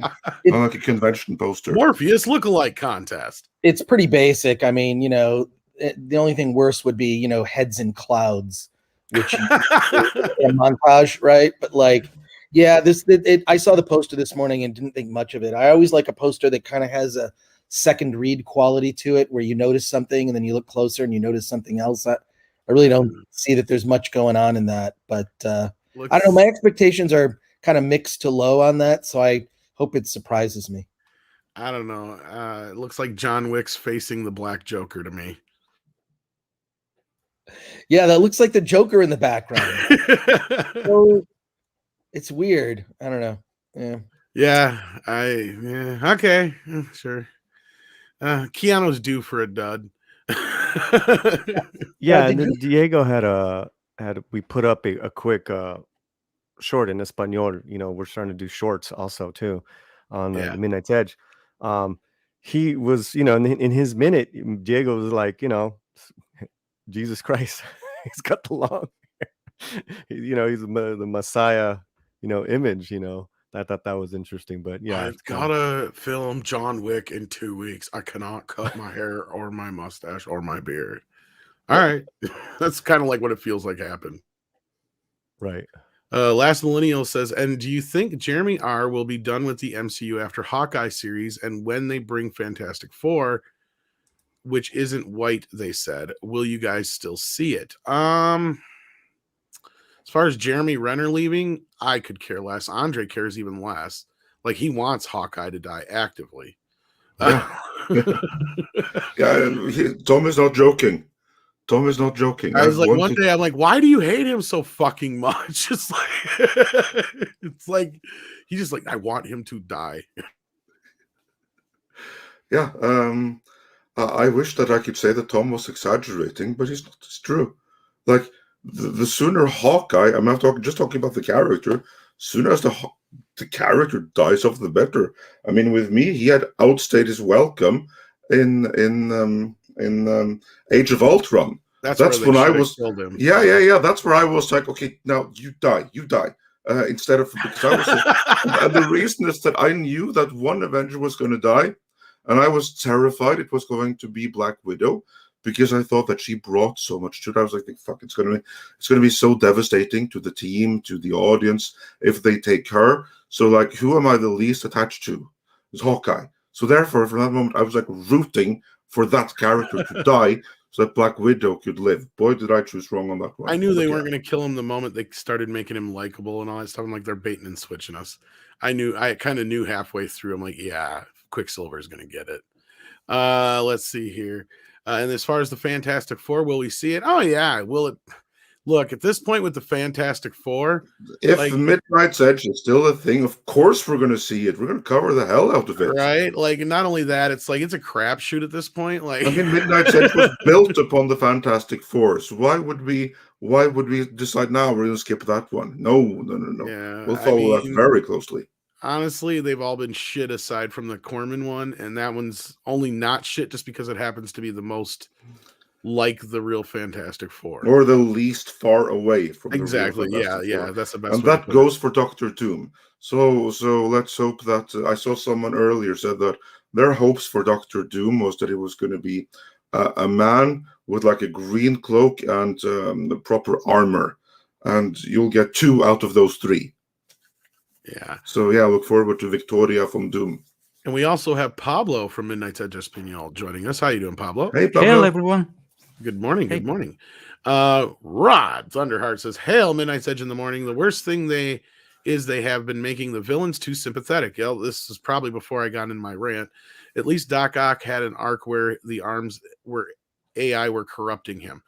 Yeah, I already kind of got into a rant on this, so I don't know if anybody else wants to share any feelings on that, but I think that was just before you got here, Chris. So I said, like, one of the MCU's major issues is they make all their villains too sympathetic, and that could just be the writers just having issues not being able to make decent villains. Who knows? But yeah, I feel like they have an obligation to, they feel obligated to tell the villain side of the story, right? I think it's interesting when it's something like a character like Killmonger, where you go, wow, Killmonger may actually be more likable than the title character in Black Panther. Well, that was one of the examples I brought up as a bad villain, because I'm like, yeah, the problem, he's not really a villain. Yeah. Yeah, exactly. So, but yeah, I don't know. I just think it's, I mean, the Joker in The Dark Knight is probably one of the greatest comic book villains of all time. And we didn't really find out what his true origin story. Yeah.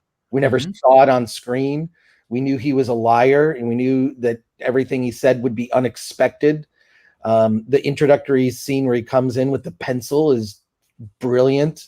I mean, it's, like, that's a movie villain you don't know a lot about, and that was by design. Christopher Nolan said, like, he didn't want to reveal an origin or say anything. He's just a force of nature, and that really worked well. I mean, I'd love to see something like that with Doctor Doom, who legit in a time where, like, it's so lazy when you see, especially when it comes to television villains, the thing that they do is they give them a hoodie. Although Doctor Doom legit has a hoodie. Yep. So, yeah. Or a cloak. No, but in that last movie, like, they literally gave him like an Abercrombie and Fitch hoodie or whatever it was. Like, seriously. Lame. But oh yeah, he looked like a beggar, a homeless one. He just grabbed like some clothes from the street. Yeah.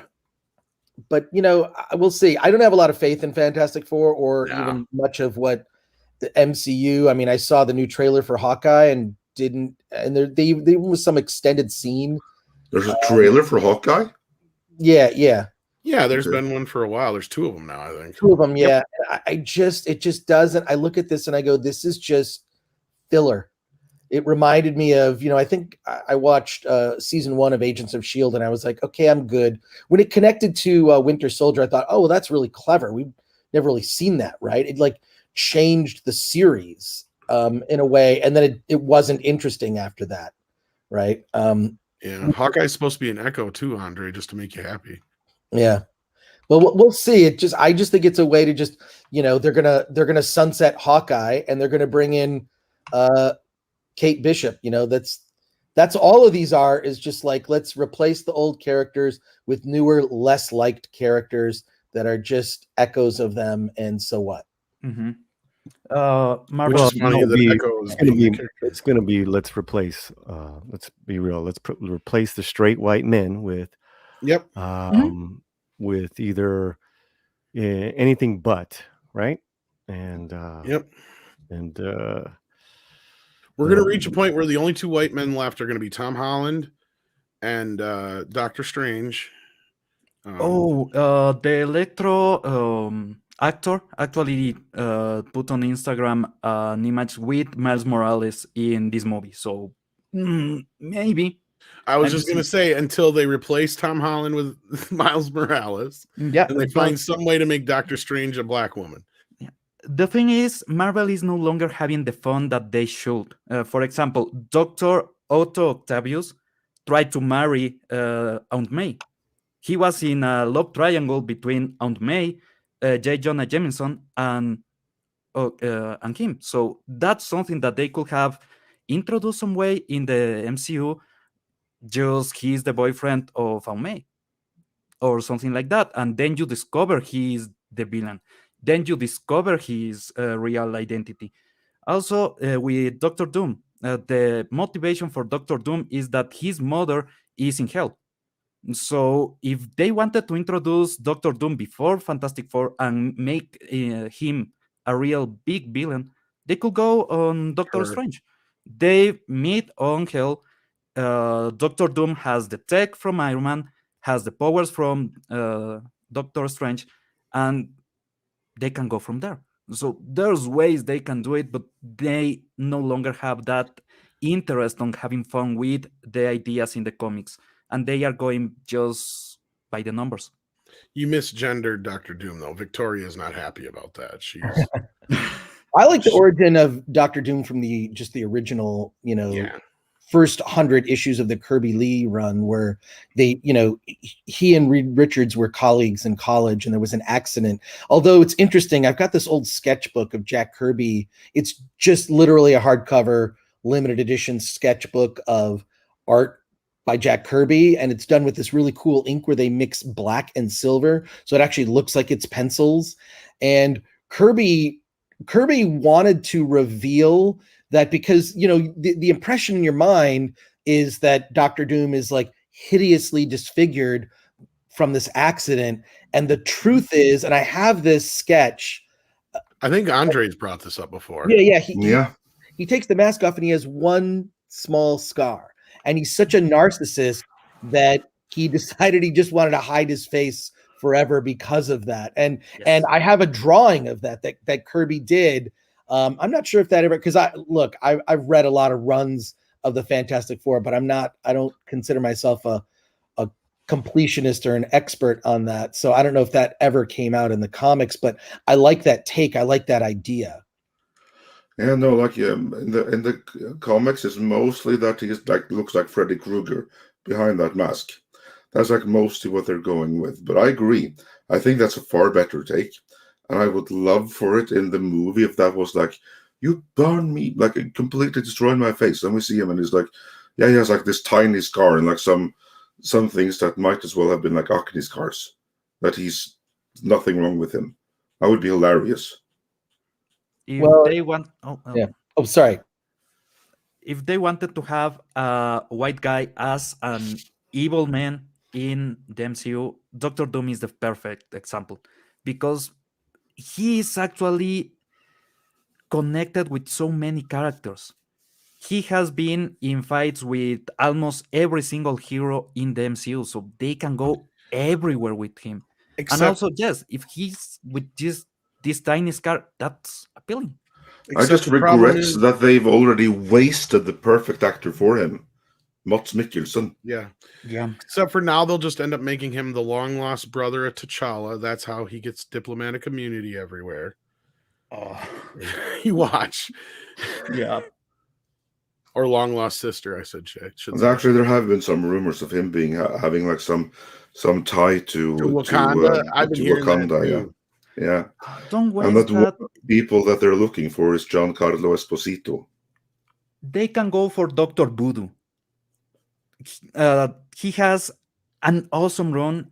Is like 2010. He's a great character. He is the next Sorcerer Supreme after Doctor Strange, but Doctor Strange doesn't die. He actually retires. And when Dr. Voodoo goes out of control, Doctor Strange is there to teach him how to do things properly. So, and yep, he's black. Yeah. Well, I swear we're not doing this on purpose. They're not tag teaming, but Paulie has to leave now. So, Yeah. Paulie's got some. You got anything real quick you want to plug for Latino Slant or Midnight to Espanol coming up? Yeah. Well, tonight on on Latino Slant, we're going to be doing a retrospective on Carlitos Way with Tom Conkle, with you, Connors, and Mexican Iron Man. We're going to read some scenes from the movie as well. So that'll be some good, silly fun, as well as paying tribute to this awesome. Yeah, for those who are wondering why I sound like I'm more tired than usual, Universal Studios can kiss my ass. They lied on the Blu-ray cover of Carlitos Way. It says it's an hour and 32 minutes. That movie is 144 fucking minutes. So I'm saying, yeah, I'm like, I can watch this quick, knock this out quick, and go to bed.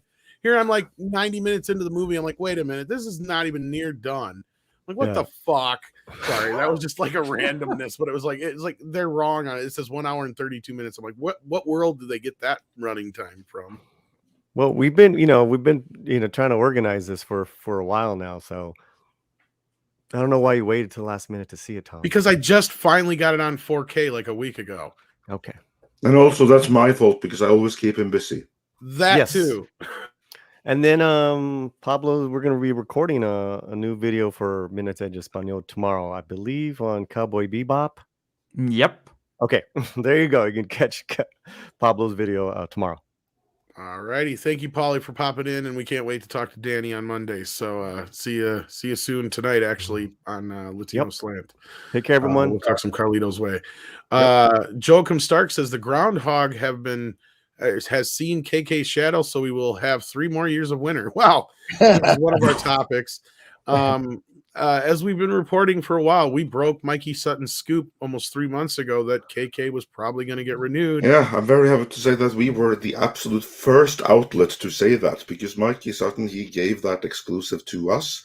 And in the video, we say it comes from Geekosity, but he actually didn't publish it until the day after. So it's his scoop. He gets all credit for it. We were the first to disseminate and publish it, even before Geekosity. Yeah, and along similar lines, I've brought this up a couple times now, even back then, that in passing, someone had mentioned, like, if she gets renewed, it's because of the movies making $1 billion each, as far as the main trilogy. And that would probably explain it being 3 years.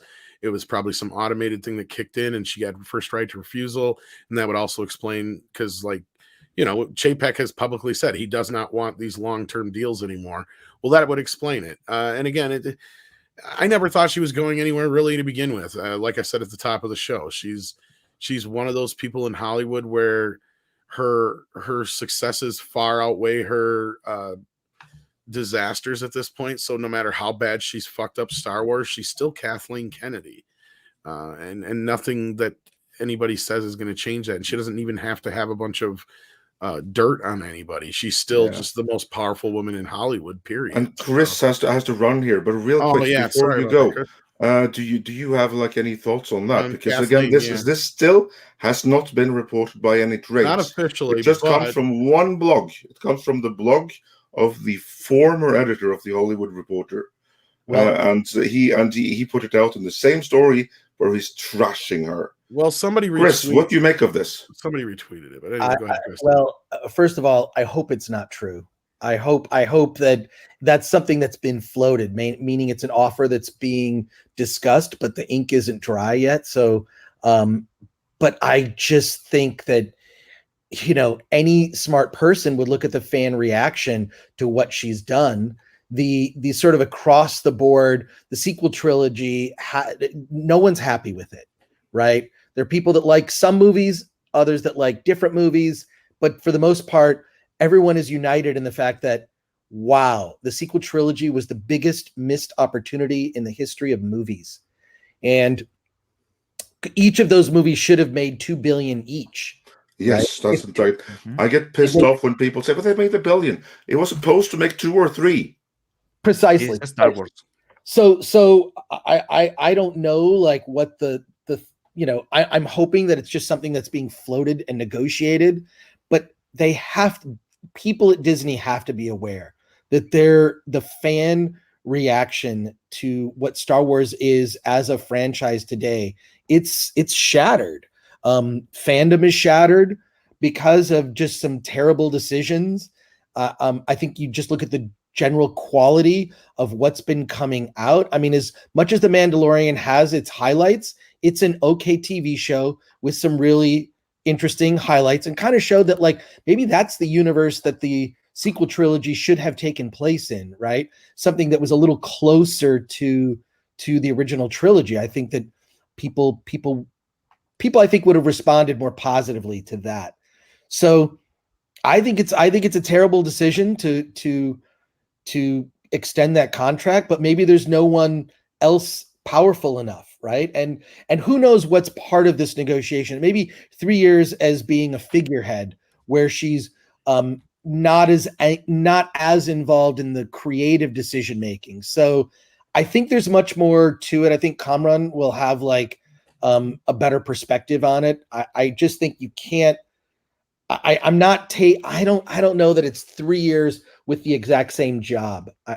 I'm gonna guess that it comes with some strings attached. Well, Mikey's initial scoop actually said that Favreau and Filoni were actually going to be more in control, and then I think that was actually confirmed later on in another report from one of the actual like Deadline or somebody else. There was some in passing comment about that too, that they would be overseeing all that stuff going forward. Basically, they would be the ones calling the shots. She's there to say so she can save face because she has failed at finding a job anywhere else.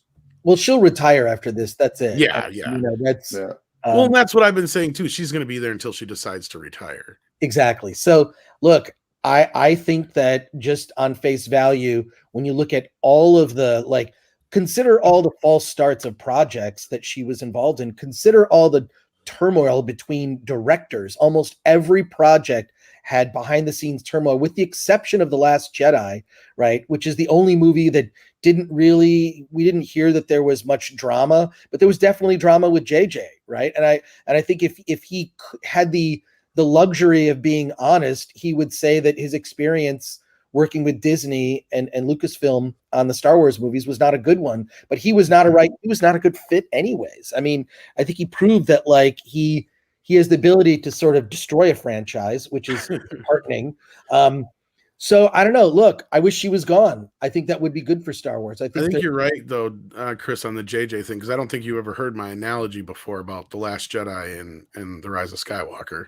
Oh, I haven't heard it. They're basically the world's most expensive Twitter fight between directors. Yeah, that's true. I mean, it is true. It's so weird how each of them tried to undo what the other did. There wasn't like a cohesion, you know, there wasn't like, you know, I mean, the original trilogy, I think George Lucas in his best role was executive producer on The Empire Strikes Back, right? Like he had, I mean, if you know anything about the making of the first Star Wars movie, it nearly killed George Lucas. Right, I mean, right. Mm-hmm. Physically, if you really delve into it, it made him not want to direct, right? It really just sort of scared him off because it took so much out of him physically. So I don't know. Look, I'd like to see Kathleen Kennedy gone. I'm hoping that this 3-year extension, that who knows if that deal is closed, that it's going to come with strings attached, which is less creative involvement, more on the executive side and whatnot, and then just stop pushing fucking agendas into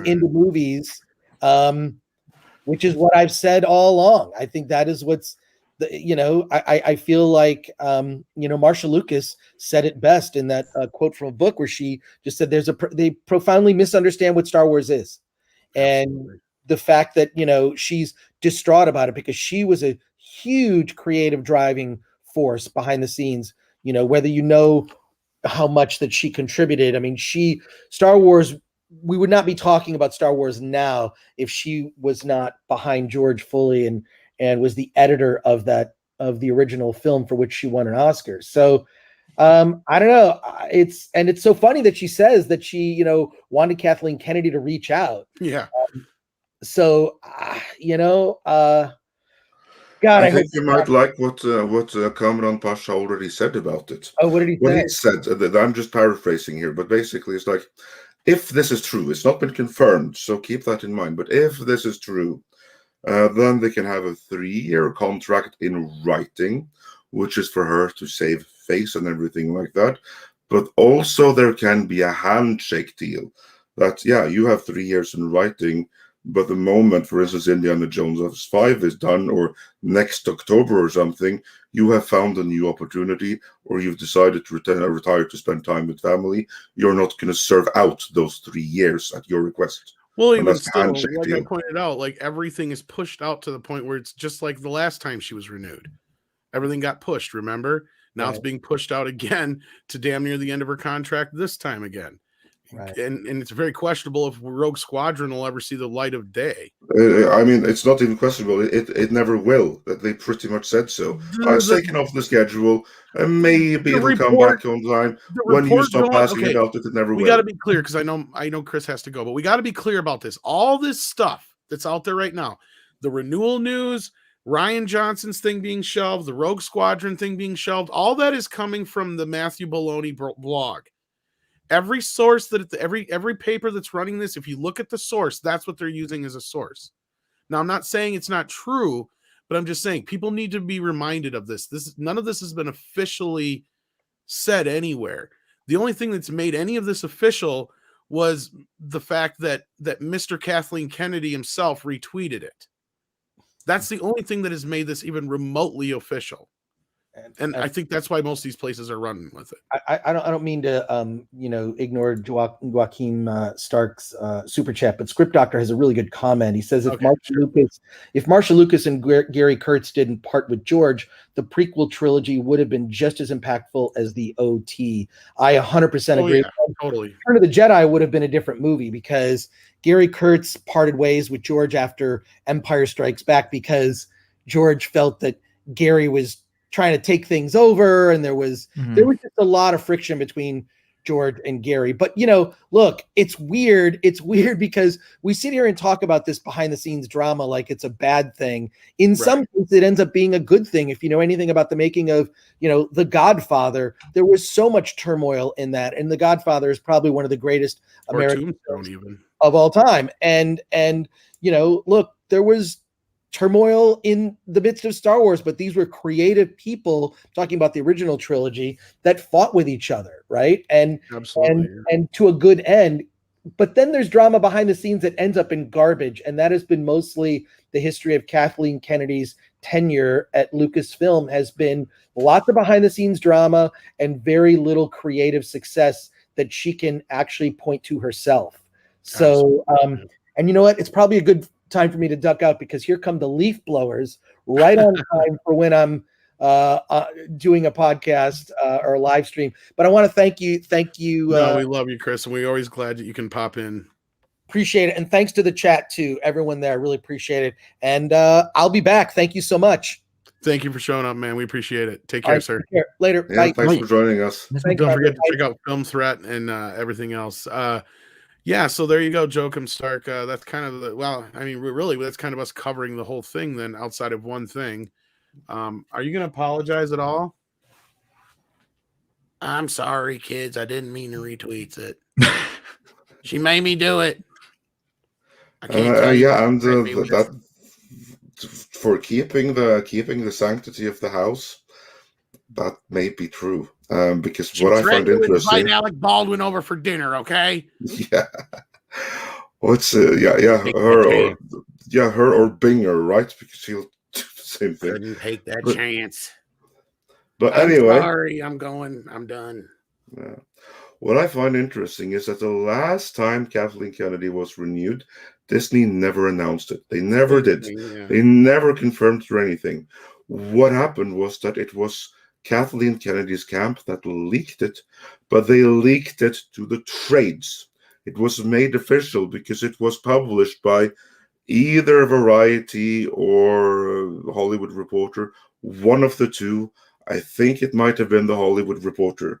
Was actually, if it was the Hollywood Reporter, it would have been the same guy who did it. Because the guy who publishes now, he would have been the editor of the Hollywood Reporter at the I time. can't even recall offhand now. It's been so long. But anyway, it was either Variety or Hollywood Reporter where basically Kathleen Kennedy's camp leaked that she had been renewed. And Disney never made any kind of comment. But they didn't have to, because it was already published by the trades. No trade has picked up on this. But there have been numerous articles trashing Kathleen Kennedy. Now, exactly what that means, I don't know, but I do find it interesting. I was going to say, I think it's Deadline. Stephanie thinks it's Deadline too. Stephanie Janicek. So maybe it was Deadline. I don't think it was recall. Deadline, yeah. But basically, it was leaked, and now none of them have so far picked up on it. And Well, actually, I think THR and a few others have done a story on it now.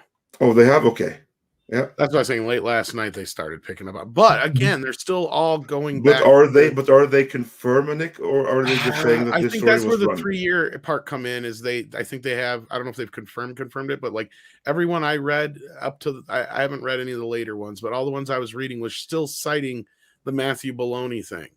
So I don't know. Because if last that's I the checked- source, Last I then checked, we are. that's still the only source. Yeah, and then we are just as far. But again, I think it's. I'm not disputing it. Yeah, I'm not disputing it. either. I Again, just we've find been it saying it interesting. for a while, so I think it's true. And again, I'm not surprised. So like that's why you don't hear me going like, "Oh my god," and all this shit. Yeah, no, we knew this. Like Yeah. we've been saying for years. I mean, I love it when people like say, "You've been saying she was." No, go check our coverage. Go check our coverage. We No, haven't I've said had a anything of the couple. sort. Surprisingly, we have not had as many people. I had like a couple of trolls, I think, last night. Other than that, I haven't been bombarded on Twitter by it or anything. I'm surprised.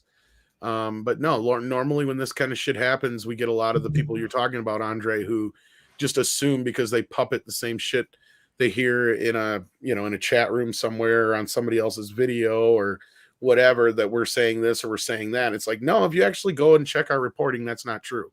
Yeah. We do our best in our now. We will give our opinions on these live shows, right? That's a totally different scenario.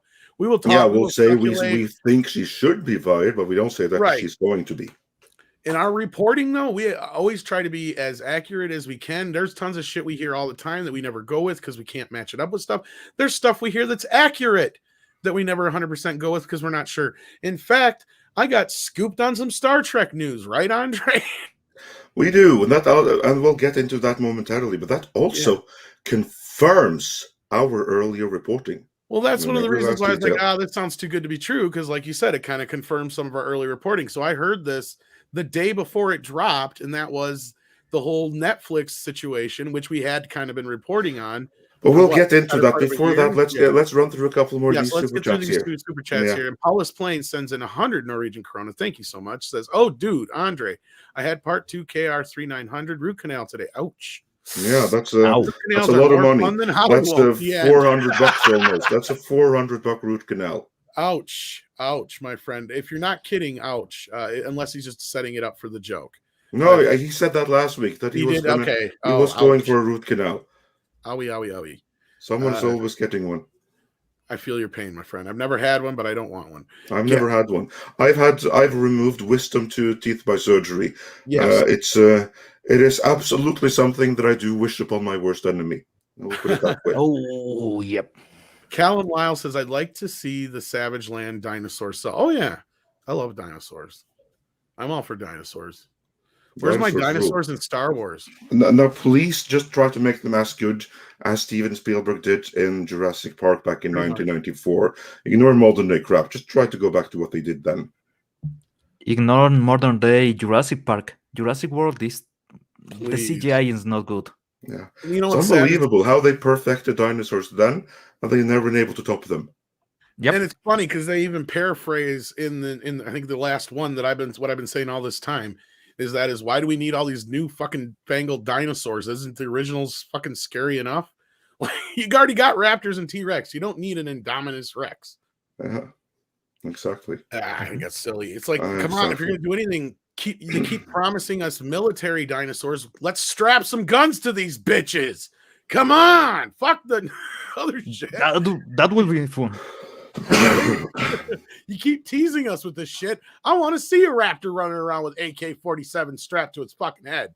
That's what I want to see. That makes me think so many video game movies and there's still not a Dino Crisis movie. Dino Crisis needs a movie. There's so much cool shit they could do with dinosaurs they haven't. That is such a good point, Callum. Kaiju King Gabrielle says, well, they are testing out Violence and Blood on Hulu with the Hit and Monkey series. That's a Marvel property. Also, hello everyone. Hitting the monkey, is that a synonym for spanking the monkey? Is that what it is? Maybe he couldn't write "spank the monkey" because of Google shit. Yeah, I don't know. So. I've heard that they were gonna. So you got to also remember some of this stuff was, they're gonna try and do some adult stuff, but from what I know, I would never count on anything outside of Deadpool being remotely R-rated with the Marvel universe. And I'm thinking we're gonna get one more Deadpool movie, and that's probably it. Because I've actually been hearing rumors that Ryan is not too happy right now. And that's one of the reasons why things have not been going too quickly ahead on Deadpool 3. But it's still going to happen. But they're kind of like dicking him around a little bit. But I don't think they're going to be stupid enough to try again with PG-13. That last thing didn't work. So, yeah, let's hope not. But as far as like the Punisher and Blade and all that kind of stuff, I would not get my hopes up.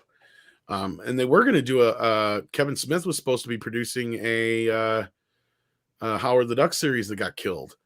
And I would imagine that would have been more adult oriented. And he probably would have, and he would have been better than for that. Exactly. Than He-Man. Thank you, Andre. I was like, fuck, that's the reason why he took He-Man, because the fucking Howard the Duck series got killed. Because if he had been busy working on that, he probably couldn't have took He-Man. Exactly, and everyone would have been better for it. Yeah, see, that's more up his alley. Howard the Duck is definitely more up his alley. And just think if you could have had Howard the Duck with Kevin Smith dialogue. Now that would have been fucking funny. But now instead he's fucking ruined everything. Anyway, sorry, I'm not going to get into that. Rod Thunderheart says, hail Midnight's Edge in the morning. We are in the age of C students, as George Carlin said, and now they've forgotten how to science. Yes. And again, I don't want to totally pick on the kids of today because there's a lot of great, smart kids out there. Oh, absolutely. And it's not unfortunately, they're not in the position to make real change. Right. And it's not even the kids' fault in some cases. It's the teachers, it's their parents, it's, it's the entire system around them, which have enabled the worst possible traits. Exactly. And you need someone to keep that in check. Also, on that note, before we move on to the super chats, 6, comment on something I said with worry. If Midnight's Edge is still a thing, I plan to be on your chat on my deathbed. And 6, don't you worry about it. Like, we're going to be here. We hope that your deathbed is a long, long ways off. I would say so. But we're not going anywhere. Don't you worry about that. And if you were dying, I would hope that you would find something much better than us to listen to. Like some Mozart or something. Even. But that is sweet. Well, we do appreciate the sentiment, and we're not going anywhere. Don't you worry about that. Don't plan on it anyway. Yeah. Let's see here. Got to find the next super chat now, and I don't want to go too fast because I'll miss one. You know what I mean? I think we're almost there, but I know we have at least a couple coming up here. Here's the one. Vrown Vegan says, "Wow, machete. What's that word? Lo máximo. The best. The best. Well done, guys. Thank you. Well, I learned a new word today. And at that point, this is when we were announcing Danny Trejo. You got Danny fucking Trejo in the rain. Trejo's badass. So we're getting there. We're a little behind yet, but still almost an hour behind. Danny Anderson says, first super chat for me. Great show as always. Well, hopefully you're still listening, Danny. Yes. And thank you for that. We're glad to have broken your super chat cherry. Absolutely. So thank you so much. And sorry for taking so long to get to it, but sometimes it be like that. And we do appreciate all the support. No, Chris, we try to have him every Wednesday, but until later next year or the earlier part of next year, he's going to be really busy. And I did not expect him to show up. He literally texted me like half hour before he showed up. He's like, yeah, I'm not going to be able to make it today. So like when he popped in, it was a complete surprise. So sorry about that, guys. We had to kind of bring everything. The plan kind of changed there. So, but we love having Chris and we love having his insights. So anytime we can get with him, we try to make the best of. So, then Paulus Plain says, Paulie, I love you. What is this one, Pablo? Dia de los Muertos. Oh. Yeah, sorry, you carry on. Pablo, you do it. You do it. It's his job. Okay. Dia de los Muertos or Dia de los Muertos. Dia de Muertos or Dia de los Muertos. I will say Dia de los Muertos is the proper way, but I have heard Dia de Muertos a lot. So, yeah. I have no idea what the hell y'all are talking about. He is talking about action figures for Las Calacas. The schools that you see, for example, on Pauli's background. Yep, that's what he is referring to. Calacas. Okay. Yep. Gotcha. Okay. See, I'm learning. Tennille says, gentlemen, listening to you as I make edits to legal documents, logs, and exhibits. Please help. Being an adult is the worst choice I ever made. Well, unfortunately, it's not a choice you had any say in, Tennille. You know, it is what it is, man. But I'm hoping we can help you through the morning. If it's morning where you're at, still it should. Well, it's afternoon in most places now in the U.S. So, but hopefully we're getting you through your day and we're breaking up the monotony a little bit. So there you go. Let's see here. Okay, now we got to the one that you highlighted, so we're getting there. See, I found that one. Yeah, getting there. Master Clockwork says, would it be too on the nose to make Johnny Storm gay? No, that would be right up Marvel's alley. I mean, Exactly. in fact, I'll be surprised if he isn't. He will be flaming gay. That's and black. He's going to be black and flaming. Like maybe they'll get the guy who played like the fairy godmother or whatever it was. Like I was going to say, if they make him black, then the chances of him being gay go up astronomically. Absolutely. Remember what Cameron Pasha have said about that with the topic. So since Johnny Storm was black before, if they were to make him white now, that would send the wrong signal. So I would put money on Johnny Storm being black again. And you can't have black again. Yeah. Yeah, you can't have like a strong black man. No. So yeah, he's going to be quite effeminate. Sorry. There's a precedent on the MCU for Reed Richards to be black because his descendant on Loki, he is black. So the guy that you saw on the end was Khan the Conqueror. He is the descendant of Reed Richards, and he was black. The other could be that since he is a descendant is through his wife, and well, there you will have a black Johnny. So yeah, that kind of will happen. Yeah, that's absolutely. And you're right, because like even in the comics, Kang the Conqueror and Reed Richards were like descendant of each other. So yeah, that's absolutely seems quite likely to be the case. And Kathleen Kennedy thinks she should be in the Matrix franchise. You know what, Kathy? You could actually probably help that franchise. Can't get any fucking worse. Well, right? Yeah, it is all about dominatrixes on Matrix, so she fits right in. She likes abusing consumers. Yeah, that should have been the name of the new one, The Dominatrix. Joachim Stark says, Midnight's Edge exists to step on the movie landmines for us. Yes, indeed. Unfortunately, it's taken a toll on me, but Andre has been nice and not made me watch so much Star Trek anymore. Yeah, we are your minesweepers. Indeed, we are. Snail Messiah says Doug Stanhope as Joker. Discuss. Doug Stanhope. Let's see. Who is Doug Stanhope? The name does not ring any instant bells to me. Okay, I do not recognize his face. Let's see what he's done. He's a comedian. You Not guys know who he is? Not horribly No. familiar with him. He's 54, so a bit on the old side. He doesn't quite look the part. I don't mean, know I if- guess if you're going for more of like the Jack Nicholson type Joker, perhaps. Oh. Are you Doug or are you his agent or something? I mean, like, I have literally no clue who Doug Stanhope is. Seeing the picture, I'm going to say I need to see some proof of that. Yeah, I can't really speak to it because I've not really seen too much of the. Yeah, I'm not real familiar with him, so can't. I mean, I've seen he's been on Howard Stern and a few other things, and he's a fairly prolific comedian. It looks like, but I've heard the name. I feel. Yeah, the name sounds familiar, and I mean his face looks semi-familiar, but I'm not placing him in anything offhand. So I can't really speak to if he's somebody I think that could play the Joker. I mean, look-wise, like I said, look-wise, if you're going for like a similar look to like Jack Nicholson Joker, maybe, but I can't speak to his actual chops. Yeah, don't see it.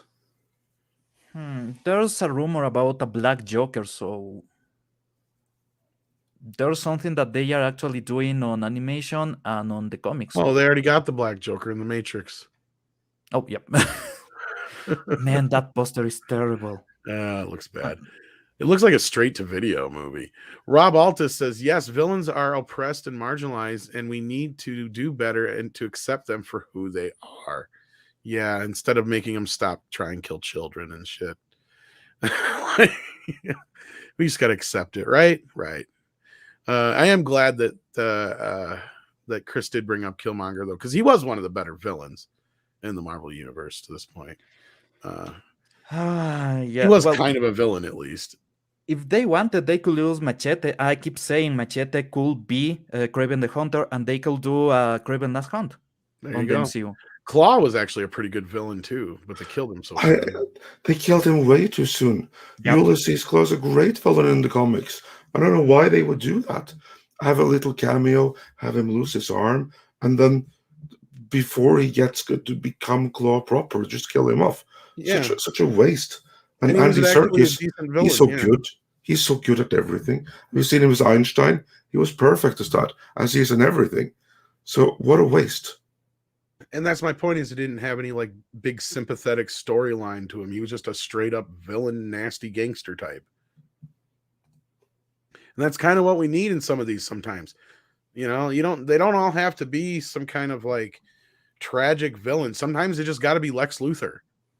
Like, you know, like he's just bad because he's fucking Lex Luthor. You know, like he knows he's that bad. You know, he's trying to be that bad. He's a selfish, self-centered, egotistical maniac, right?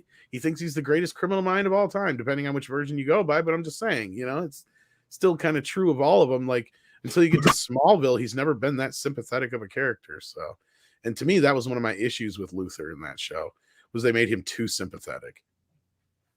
But that's a totally other conversation. And Joshua, if I'm saying that right, or Joshua, I think it's just saying Joshua in a fancy way. Joshua, I would guess Joshua. Let me know if I'm wrong. Joshua. Jeremy Renner equals Secret Service Secret NASA employee. I don't know where I got the Secret Service from. How? Because he's so stupid. Yeah, because he doesn't background wasting time. Warachi says, what are your thoughts on Marvel not recasting Black Panther? I'm fine with that. I think no comics character should be limited to one actor portraying them. I agree with you on that point. But I've made this point before, so you must not have heard it. I feel like the best way going forward with it is not to recast it right now. Wait a little while till you're past the Marvel Universe. Allow them to just continue to have the character in the background doing the kingly thing and having his sister or whoever take over the mantle of Black Panther for now, till time has gone by. He got his story arc through Civil War to the Black Panther movie. There's really no place else to really take the character at this point. I was fine with that. This isn't like a financial dispute between an actor and the studio. This was sadly an actor passing away between films. It's not like it was in the middle of a movie. There's so many things that just point at the best way of handling this is not recasting the character. Yeah, in not my anytime opinion. soon. It needs to be like in a respectful amount of time Yes. when you're recasting everyone else anyway. Exactly. So I also agree completely. No character should be limited to just one actor, absolutely. But given the context, just the context of what happened right here, Right. allow the character to step to the side and do more important things while time passes. And then you can do some multiverse stuff like Right. later on or something. But yeah. And on that note, oh, sorry, go ahead, Pablo. They already have an alibi for that. After the blip, there was so much confusion, there was so much chaos in every single country that when T'Challa comes back to life, he needs to take a full-on management role, and he gives the title to M'Baku. Yeah, and that's kind of what I've said too. Is he just you've probably got more than enough footage of him at press conferences and stuff from previous films that you can just kind of have it in the background, and you just have Shuri or somebody to point out that he's, since my father's gone, he's now the king of Wakanda. He's taking on that role, and in that case, he can't be both, right? Like, it's just like you can just kind of use that as an excuse or however you want to put it, and it's a respectable way. I mean, it'd be different if, sadly the actor had passed away like right after Civil War, when you just introduced the character. Then even then I could see an argument because you're like, oh, we haven't finished this character's arc, right? But with Black Panther, the end of Black Panther, starting with Civil War, you've kind of given the character enough of an arc that it's kind of tied up. You don't have to really keep going with it story-wise. There's no loose ends really with the character. He's kind of come full circle. He got his father's he made his father proud or whatever it was, and all that kind of stuff in the movie, and he faced his cousin and all that kind of shit, and all the things that kind of started with Civil War had come full circle. So yeah, I mean, it's buttoned up pretty nicely. They don't need to drag it out anymore. At least that's my opinion, and I feel like that's the best way to handle it going forward. Yeah, Agreed. I want to welcome Milo as a member. So welcome. Yes, indeed. Welcome, Milo. Thanks for joining us. Or Milo, if it's Milo. Sorry if it is. I don't want to. Milo or Milo, I'm sure. Please correct us. And Trenchman says, hope Venom shows up at the credits. Who knows? It'll be interesting to see. Though I have heard stick around for the credits of Ghostbusters, guys. A couple places now. Stephanie Janisek says, the Puck story goes from she needs to go to, yeah, she's staying. I'm not sure if she's even leaked it now. I don't think that she would have leaked it, because here's like the thing, says Stephanie, that Puck story is trashing her. That's what I feel like. What I find is like so weird is that here you have a story that is trashing her, saying she needs to go. Oh yeah, she's renewed for 3 more years. The end. Yeah, there's kind of a reason why not to say that you are rehiring her or you are renewing her contract, and it's because she already carries so much baggage that that's a pure nightmare. In itself, there will be things about Gina Carano, there will be things about all these economical losses, and that's something that you cannot have when you just had that report on Q4. You cannot do that. So basically, if they renew her, it will be silent on their part. If there's a rumor, and most people won't even touch it. Yeah. Trenchman says, big hope we get some Toby Spider-Man Marvel Legends. Oh, if he's in the movie, likely. Now that Marvel has most of the toy rights anyway, I'm sure we will. So yeah, I wouldn't get too worried about that. I think Robert Meyer Burnett even made a joke about this movie couldn't cost him so much because of Hot Toys. Snail Messiah points out, Andre, that a root canal is more like $600 or $700. Ooh. So Oh yeah, that's true. Yeah, fine. So I did a miscalculation I of the just currency. thought you should That's know. a PC. Yeah, But that's true. Yeah, like $600-700 is more here's like what it. we're I talking haven't about. checked the currency this week. Yeah, this is where we're talking about dinosaurs, and of course, Natasha reminds us of nunchucking dinosaurs. Of course, one of these days I will get to that. Paulus Plain sends in another super chat. Thank you so much. Says, "Chat, please don't rigger the man Andre on here." How do I say that? On here, on Hi, and here, Hadiard. on here. I'm not saying it anymore. On NASA, the man needs his peace and quiet, so he's conceded now. He's Yeah. letting things lie. So Yeah, now just NASA needs to up their game. Yeah, if we want to be a civilization type 1, yep. yeah. STR Red Wolf says Arnold Schwarzenegger riding a T-Rex with Gatling guns mounted on the sides and lasers on their foreheads like fucking sharks. Credit idea to Tom. Yes, I will ride that T-Rex. Yes. Yeah. I'd watch that. You know, I have to thank you, Andre, because you reminded me that I'm not that of the I forget the US does that. Yeah. There's always those little quirks that helps a voice. Exactly. We already got this, but thank you again, Milo, for becoming a member. And then Danny Anderson says, second super chat ever. Well, thank you so much for your second and first. KK is a lame duck president. The new contract is a golden parachute, and she will retire within a year. Let's hope. Even if it's a couple years. Like I said, all these projects are pushed so far out that this stuff is all going to start coming out, if it even does, right at the end of her tenure. And at that point, that's when she'll hopefully, she's probably trying to leave on some success. And as much as a success as The Mandalorian was, it wasn't a theatrical success. So I'm thinking that's what she's hoping for, is something to kind of leave on a big shebang on, right? Like, that's what it feels like to me. Otherwise, I think she would have left already. But I could be totally wrong. She is KK, and she could be from what I've heard, she's very egotistical. So we're still trying to work on what's going on here, like check with different people and stuff. Like something is definitely weird. Something is off about this. There's something off with the way that this was announced, or not announced, but like brought to the public compared to what happened the last time. So something is weird. Well, the reason I believe it even more wholeheartedly than us reporting it a few months ago is more so just the fact that Frank Marshall retweeted it. But that just because that leans more into, again, with the whole thing that we were just saying, is like Disney's embarrassed. They don't even want to announce the shit. Mm-hmm. Exactly. And that's like the same thing that was the thing even under Iger. Even then, there was no public show of support because they knew she was botching it even then. I mean, has any studio executive botched something as badly in history? I don't think so. No, and it doesn't matter who you are, if you're another YouTuber or whatever who's trying to say we've done this or done that or do nothing but bitch about Star Wars. Proof is in the pudding. We're not the only ones saying this shit. You have, if we're bitching about it, there's a reason for it. Yeah, you've got Forbes articles. You've got all these other articles, including the one that Baloney just put out that sparked this whole entire fucking thing.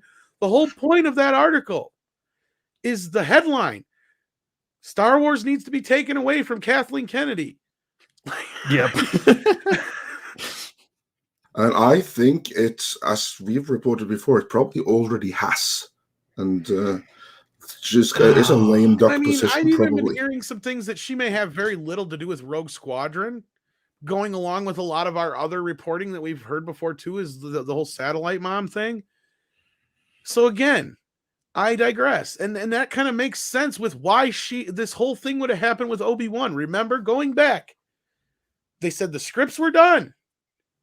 She acted like she read the motherfuckers. We know she probably didn't.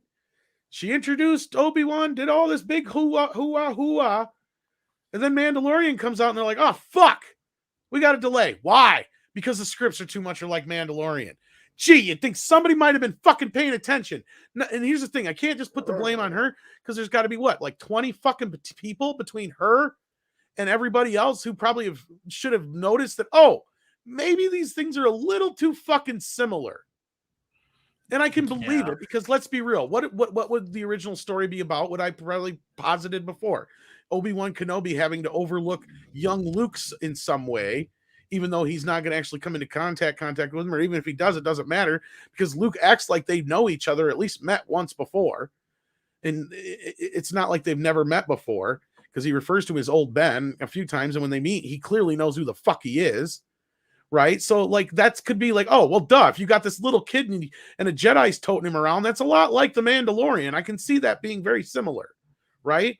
So like, I believe that fucking story. I believe that she was so fucking far away from all this shit, and nobody fucking came to the conclusion that maybe we should rework this. And that's why we're in this position now with Obi-Wan. And I don't care how you feel about them facing off with each other. I have zero interest in this Obi-Wan series because of that shit. It should be far removed from anything else.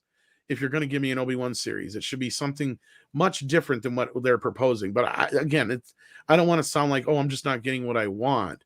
But it's like I have no faith in this shit.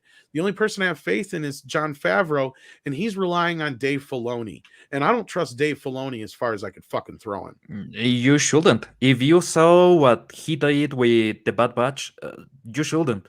He is in exactly the same team. That's the thing, because he has too much of his own personal bullshit involved. Yeah, and there's something bigger there. There's a lot of people, even if they get rid of Kathleen Kennedy, there's a lot of people in the same agenda, in the same mindset. Well, If exactly. if you see the last productions has been filled with wokeness, Bad Batch was filled with wokeness to the brim. When they stopped the series being about this awesome girl, they focus on another awesome girl. That's what they do, the bestest ever and nothing more. And in the last batch of animations from Japan, there was 3 maybe good shorts, and the other ones were just lame. So well, and that's just it. As far as like the Gina Carano thing, like here's the thing: she may have been the final decision maker on that, but she's not the one who started that campaign. You're right, Pablo. You can get rid of her, but you got to get rid of all her insurgents too. Mhm. And sadly, you share a name with one of them. Okay, there's something that I have been saying when this Animatrix clone from Star Wars came to air. There's an studio that has been waiting 40 years to do an Star Wars animation, and they give them that opportunity. And then when they are doing their stuff, America comes and no, you cannot do that. You cannot show that much skin. You cannot do any of this. And Studio Trigger got destroyed this golden opportunity because there was too much interference from the studios in America. So it was not even a full Japanese production as people believe. And the proof is in the pudding. So the proof is in the pudding. And Yeah. I don't know how to tell people that this is going on, that is not Kathleen Kennedy, is more people. There's a lot more of people that is meddling with what you can do, what you can say, what you can get in the animations, in the shows. I don't think Rodriguez will have free reign to do whatever he wants, because he will get sexuality into that. He will get a lot of violence, things that you cannot show. Yeah. Andre, anything to add to that? I think that sums it up quite perfectly. All right. Big Daddy MRI sends us an awesomely huge super sticker with a Shiba dog dressed like a samurai with a #1 flag. Thank you so much for that. That is awesome. Shiba dogs are cute. Yeah, and Chris Neville points out that Rekieta has over 106,000 people watching him right now. I'm not surprised.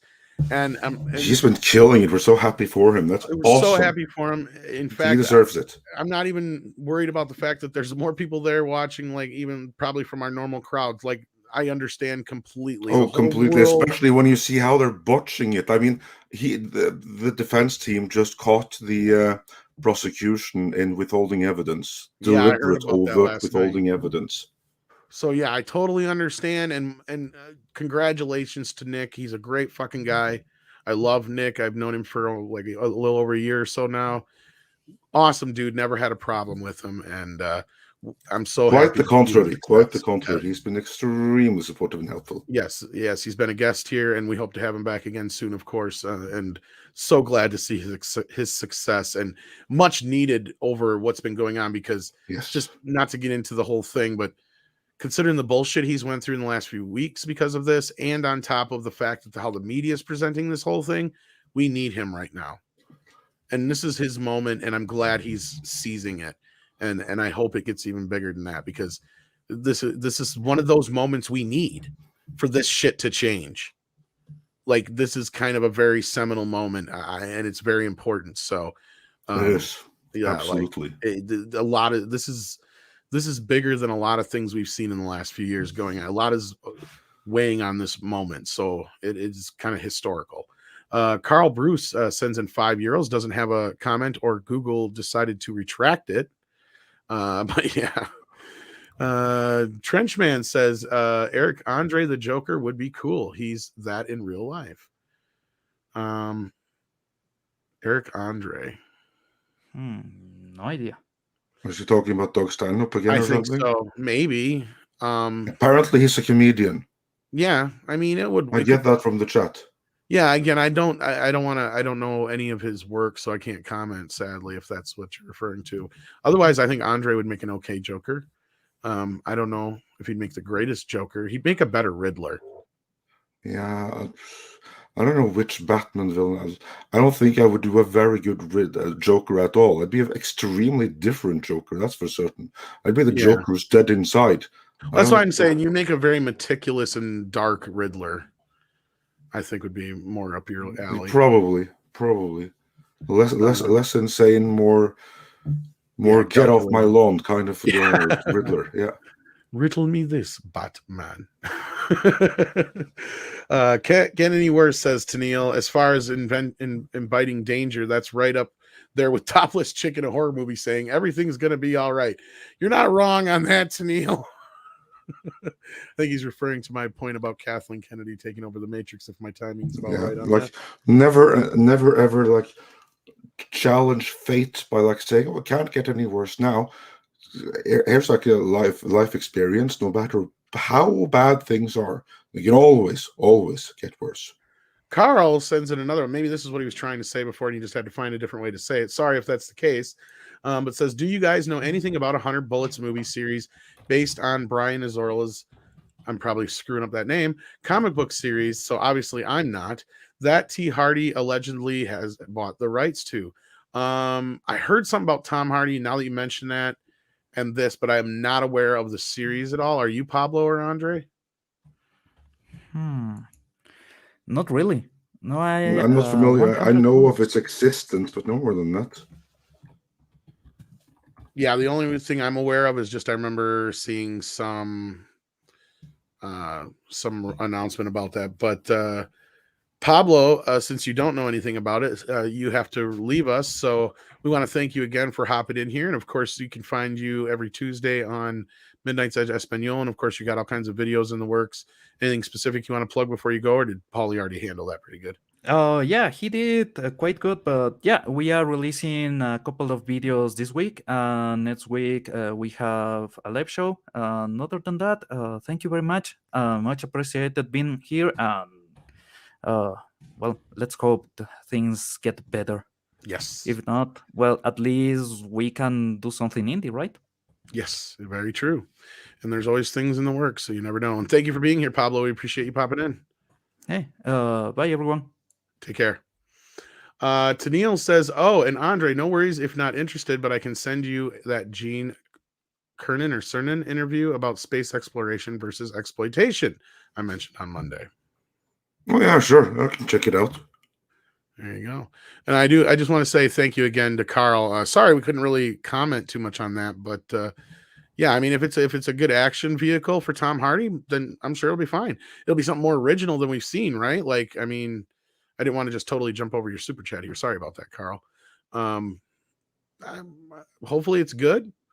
Yeah, I've never read the original comic. I know nothing about it. I know that Brian Azzarello is generally a really good writer, so hopefully it's awesome. But beyond that, I know nothing. Sorry. Then Tennille says, oh, I just got Andre's second name. Clever. Cool. Very cool. And now I'm going to butcher it even more on purpose every time I say it. And I'll even add a farv to it sooner or later.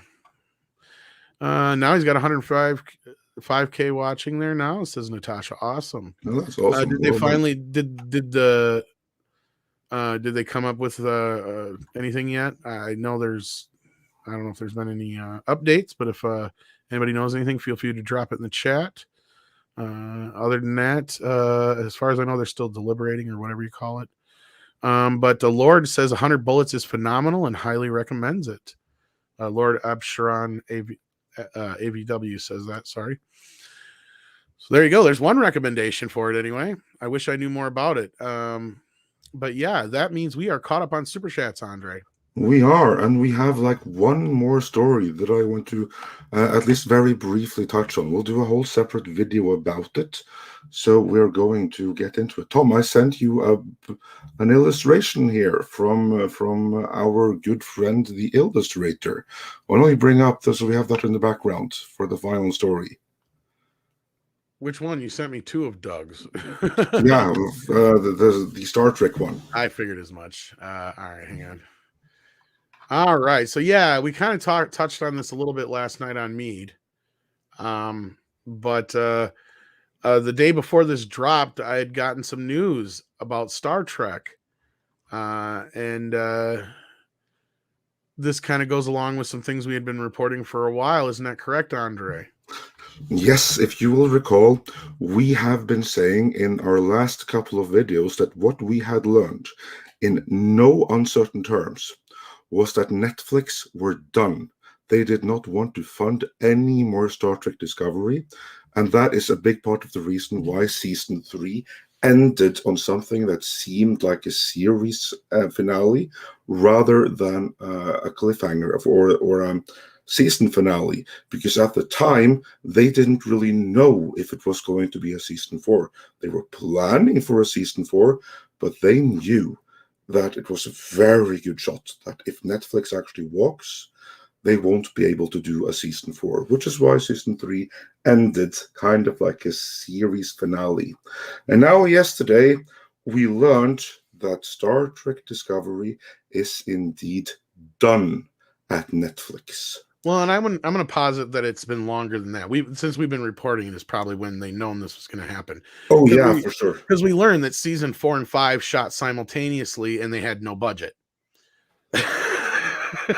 And that's probably why they had no budget. Because for those that wonder, Netflix, as the international distributor, they basically paid the entire show almost. And that was confirmed again by worth. Deadline or whatever it was when the story came out. Yeah. Sorry, I was just pointing that out. Yeah, no, absolutely. And now, so basically that's hashtag Midnight's Edge was right. Netflix is now out of the Star Trek Discovery game. And Checkmate 74 wonders, where do they go now? Here's like the interesting thing, because CBS or Viacom CBS, they are in something of a precarious financial situation right now.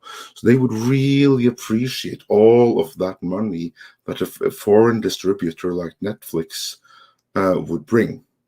And do you think they're going to go to Amazon? Nope. They're going to go to Paramount Plus, as STR Red Wolf says.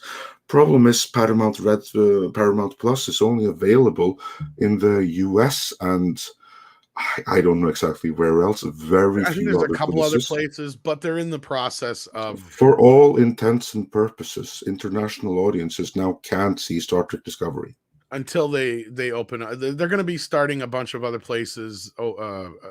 And there was stuff going on last week where I talked about Stars Networks going up for sale, and they have a streaming service. So I'm assuming that Paramount will just assume that. And if they buy it, and that's what it sounds like. And that's the funny thing, Andre, I wanted to ask you, because you and I haven't had a chance to converse too much about this yet. But Paramount has been spending money left and fucking right. Where are they getting it from? That is a very good question.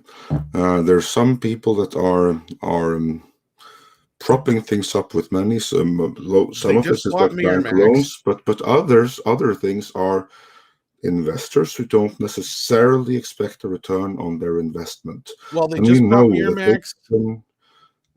They've been in Star Trek before. They just bought Miramax and Dimension from Lionsgate. Now the rumors going around that they're one of the front runners to buy Lionsgate. Because now I don't know if you remember me bringing that up last week. They're spending all this money on the Stars Network, which is attached to Lionsgate. So that's what I'm thinking they're going to do is just buy the whole kit and caboodle. If that's the case, then where are they getting all this fucking money from? That's what I'm wondering. I mean, what deals did they pull off? I mean, then they spent all that money on fucking South Park. Where are they getting this cash? That is a good question.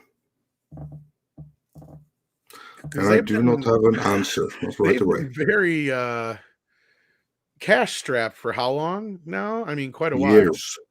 And then, of course, they announced the Star Trek movie that's supposed to be in the spot of Rogue Squadron. And when that happened, I don't expect us to see a Star Trek movie, but when that happened, I knew there was something up with Rogue Squadron that wasn't out in the public yet. Because for Paramount to have that kind of fucking ego, they knew that movie was not going to open on that date. Like somebody had gotten word, or they had gotten inside word or something. So I knew that was kind of like a telltale sign there. But no, like, I don't think we're going to get another Star Trek movie, but we've got Emma Watts, who's got like one foot out the door. There's this, I can't remember the chick's name, but she's the head of the streaming thing. She's like taking over all this shit now. Now, I don't know how long it's going to be, but now the rest of the Star Trek stuff is eventually supposed to transfer back over to Paramount Plus as well. Now, I know it's still up in some areas as far as the classic stuff, but that is, I think, because I did look into a little bit. I think it's because they have the contracts still they have to wait out. But once all those contracts are done, everything's going to Paramount Plus, which is what they should have done in the first fucking place. We've said that before. Yeah. That would have actually helped them in the long run. Because like I pointed out last night, I'm still don't give a shit because I have all the Star Trek shit I want, right? The only thing I'm looking forward to that they're going to be dropping on there that I know I can't get elsewhere is going to be the HD version of the director's edition of the first film for a while until they finally release it on video when that ever happens. But outside of that, all I'm looking forward to on Paramount Plus is Beavis and Butthead and South Park. And I'll be damned if I watch anything Star Trek. And Jackass. Let's not forget about Jackass the movie. Yeah, I'm not as big a That's fan of pretty much Jackass it. as you are, but I mean, I'll probably watch it. But like, that's the sad thing. That's the only things I care about there. I mean, I'm a huge fan of Star Trek, and I couldn't care less at this point. No, I mean, that's my problem too, is I don't care about Star Trek anymore. I really don't. Yeah. I mean, I love the classics. I still enjoy the classics. Unlike Star Wars, it's not as sullied, but because I have a harder time sitting through a Star Wars anything now compared to what I used to, but I'll enjoy classic Trek all the time. Like I still throw in, I'm still working my way through the classic TNG box set and stuff like that, episode by episode. So like that kind of stuff I have no problem with. And of course I watched the movies when they came out in 4K recently and stuff like that. So I still love classic Trek, but new stuff, I'm so glad you haven't made us watch any of the newer stuff. No, I wouldn't do that. I mean, you work hard enough as it is. Why would I punish you with that? I mean, you haven't really said anything about season 4 since it's dropping in the next day or so or whatever, but like, is there even any interest in it? I don't know. I had to be reminded that it even dropped now. Does anyone care? Or is everyone completely like, guys in the chat, let us know. Who here cares about Star Trek Discovery? Give Does us a one anyone in the want chat to if see you us care. review it? Yeah, give us a 1 in the chat if you care. If you want to see Yeah, us still if you even want review to it. see us review it, leave a 1 in the chat. There's like 600 of you here now. We can actually do polls now, Andre. I don't know if you realize that. Yeah, but I don't know how. It's not that hard. No, I'm sure it isn't. You see down in the standard chat, there's a little poll looking thing. You just click Yeah, that. I'll figure it out. I'll figure it out later. We got a bunch of zeros. And taking that's no's. We got 1 1. We got one F no. We got a no interest and an F no. So I don't care. No, it's looking like a big no. Thank you guys. So far, it's looking like you're saving my ass. Yeah, because you're the one that would have to watch it. I can't. I'm international. That's true. He doesn't want to do it. That's why. Yeah, make it fake. You're busted, Andre. It's because you've had enough. Yeah, of course. Like those last few episodes, I was just suffering. We got a half. I don't know what the hell that is. Sorry, We got a -1 from Mecha J, but yeah. Anyway, there's not much interested in Star Trek. We'll do a video on the current state of Star Trek for those that may care, to coincide with season 4 coming out. Yeah, Master Clockwork will take it in Spanish. No, Yeah, that's nice. And then we got Night 9. Yeah. In 4 languages, Yes. in Russian, English, and binary. So yeah. And speaking of, we got Paulus playing here with another super chat. Thank you so much, buddy. It says, people of the chat, Andre Einheimer's Favrel's name is confusion. To be dyslexic, his name sounds German. To me, is Norwegian with love from Norway. Well, it is actually Norwegian, only Norse. So I don't blame you for thinking it sounds German. And I like how Joe can start things here. I vote more sleep for Tom. You know what? Yeah, I like how I was thinking. No, we should do some of that now. I'm so pissed at Universal right now. God. I mean, it's been years since I've seen Carlito's Way. I'm like, I thought it was a longer movie than this, but I'm like, oh, well, it's 90 minutes. I'll knock that out real quick. Boy, was I fucking wrong. And I had to watch it because we have that shit today on the channels. I could not watch it. Oh, fuck. Oh, all right. Anyway, that's pretty much it, kids. Warachi sends in one more super chat, though. Says, leave Star Trek Discovery for Az to lose his mind over and Lord Doomconk to rant over. There I you like go. how you're thinking. I like how you're thinking. Exactly. Yeah. In this case, I don't see the sense in it. It's kind of way past its due. Willie says, I'd vote 1 if Andre did it. Oh, yeah, but you said that in the past never tense. Yeah. So you didn't. He's got you there, Willie. Yeah, that vote has been rejected. And so with that, I think I'm going to let you guys go so we can all head on over and see what's going on with Nick. I think we're all interested to see what's hanging on there. And yeah, I saw that comment. I'm so pissed about that. The movie looks great, though. There's the upside. The 4K Blu-ray looks magnificent. The movie still holds up after all these years. But fucking runtime is wrong. Well, as long as it's just on the cover and not on the movie. It's just on the cover. It was just like, because like I'm looking at it, like, God, I could have swore this movie was a lot longer than this. Yeah. Like, oh, well, I'm not going to argue. And for those that don't want to watch the trial right now, Jesse's Kid is streaming Arkham Knight. So yeah, if anyone feels like rating that, then head on to the link in the description and tell him we sent you. Tell him his dad's friend sent you. Absolutely. And with that, we're going to give y'all some koalas in the rain. Koalas in the rain. Koalas in the rain. No fucks given. Koalas in the rain.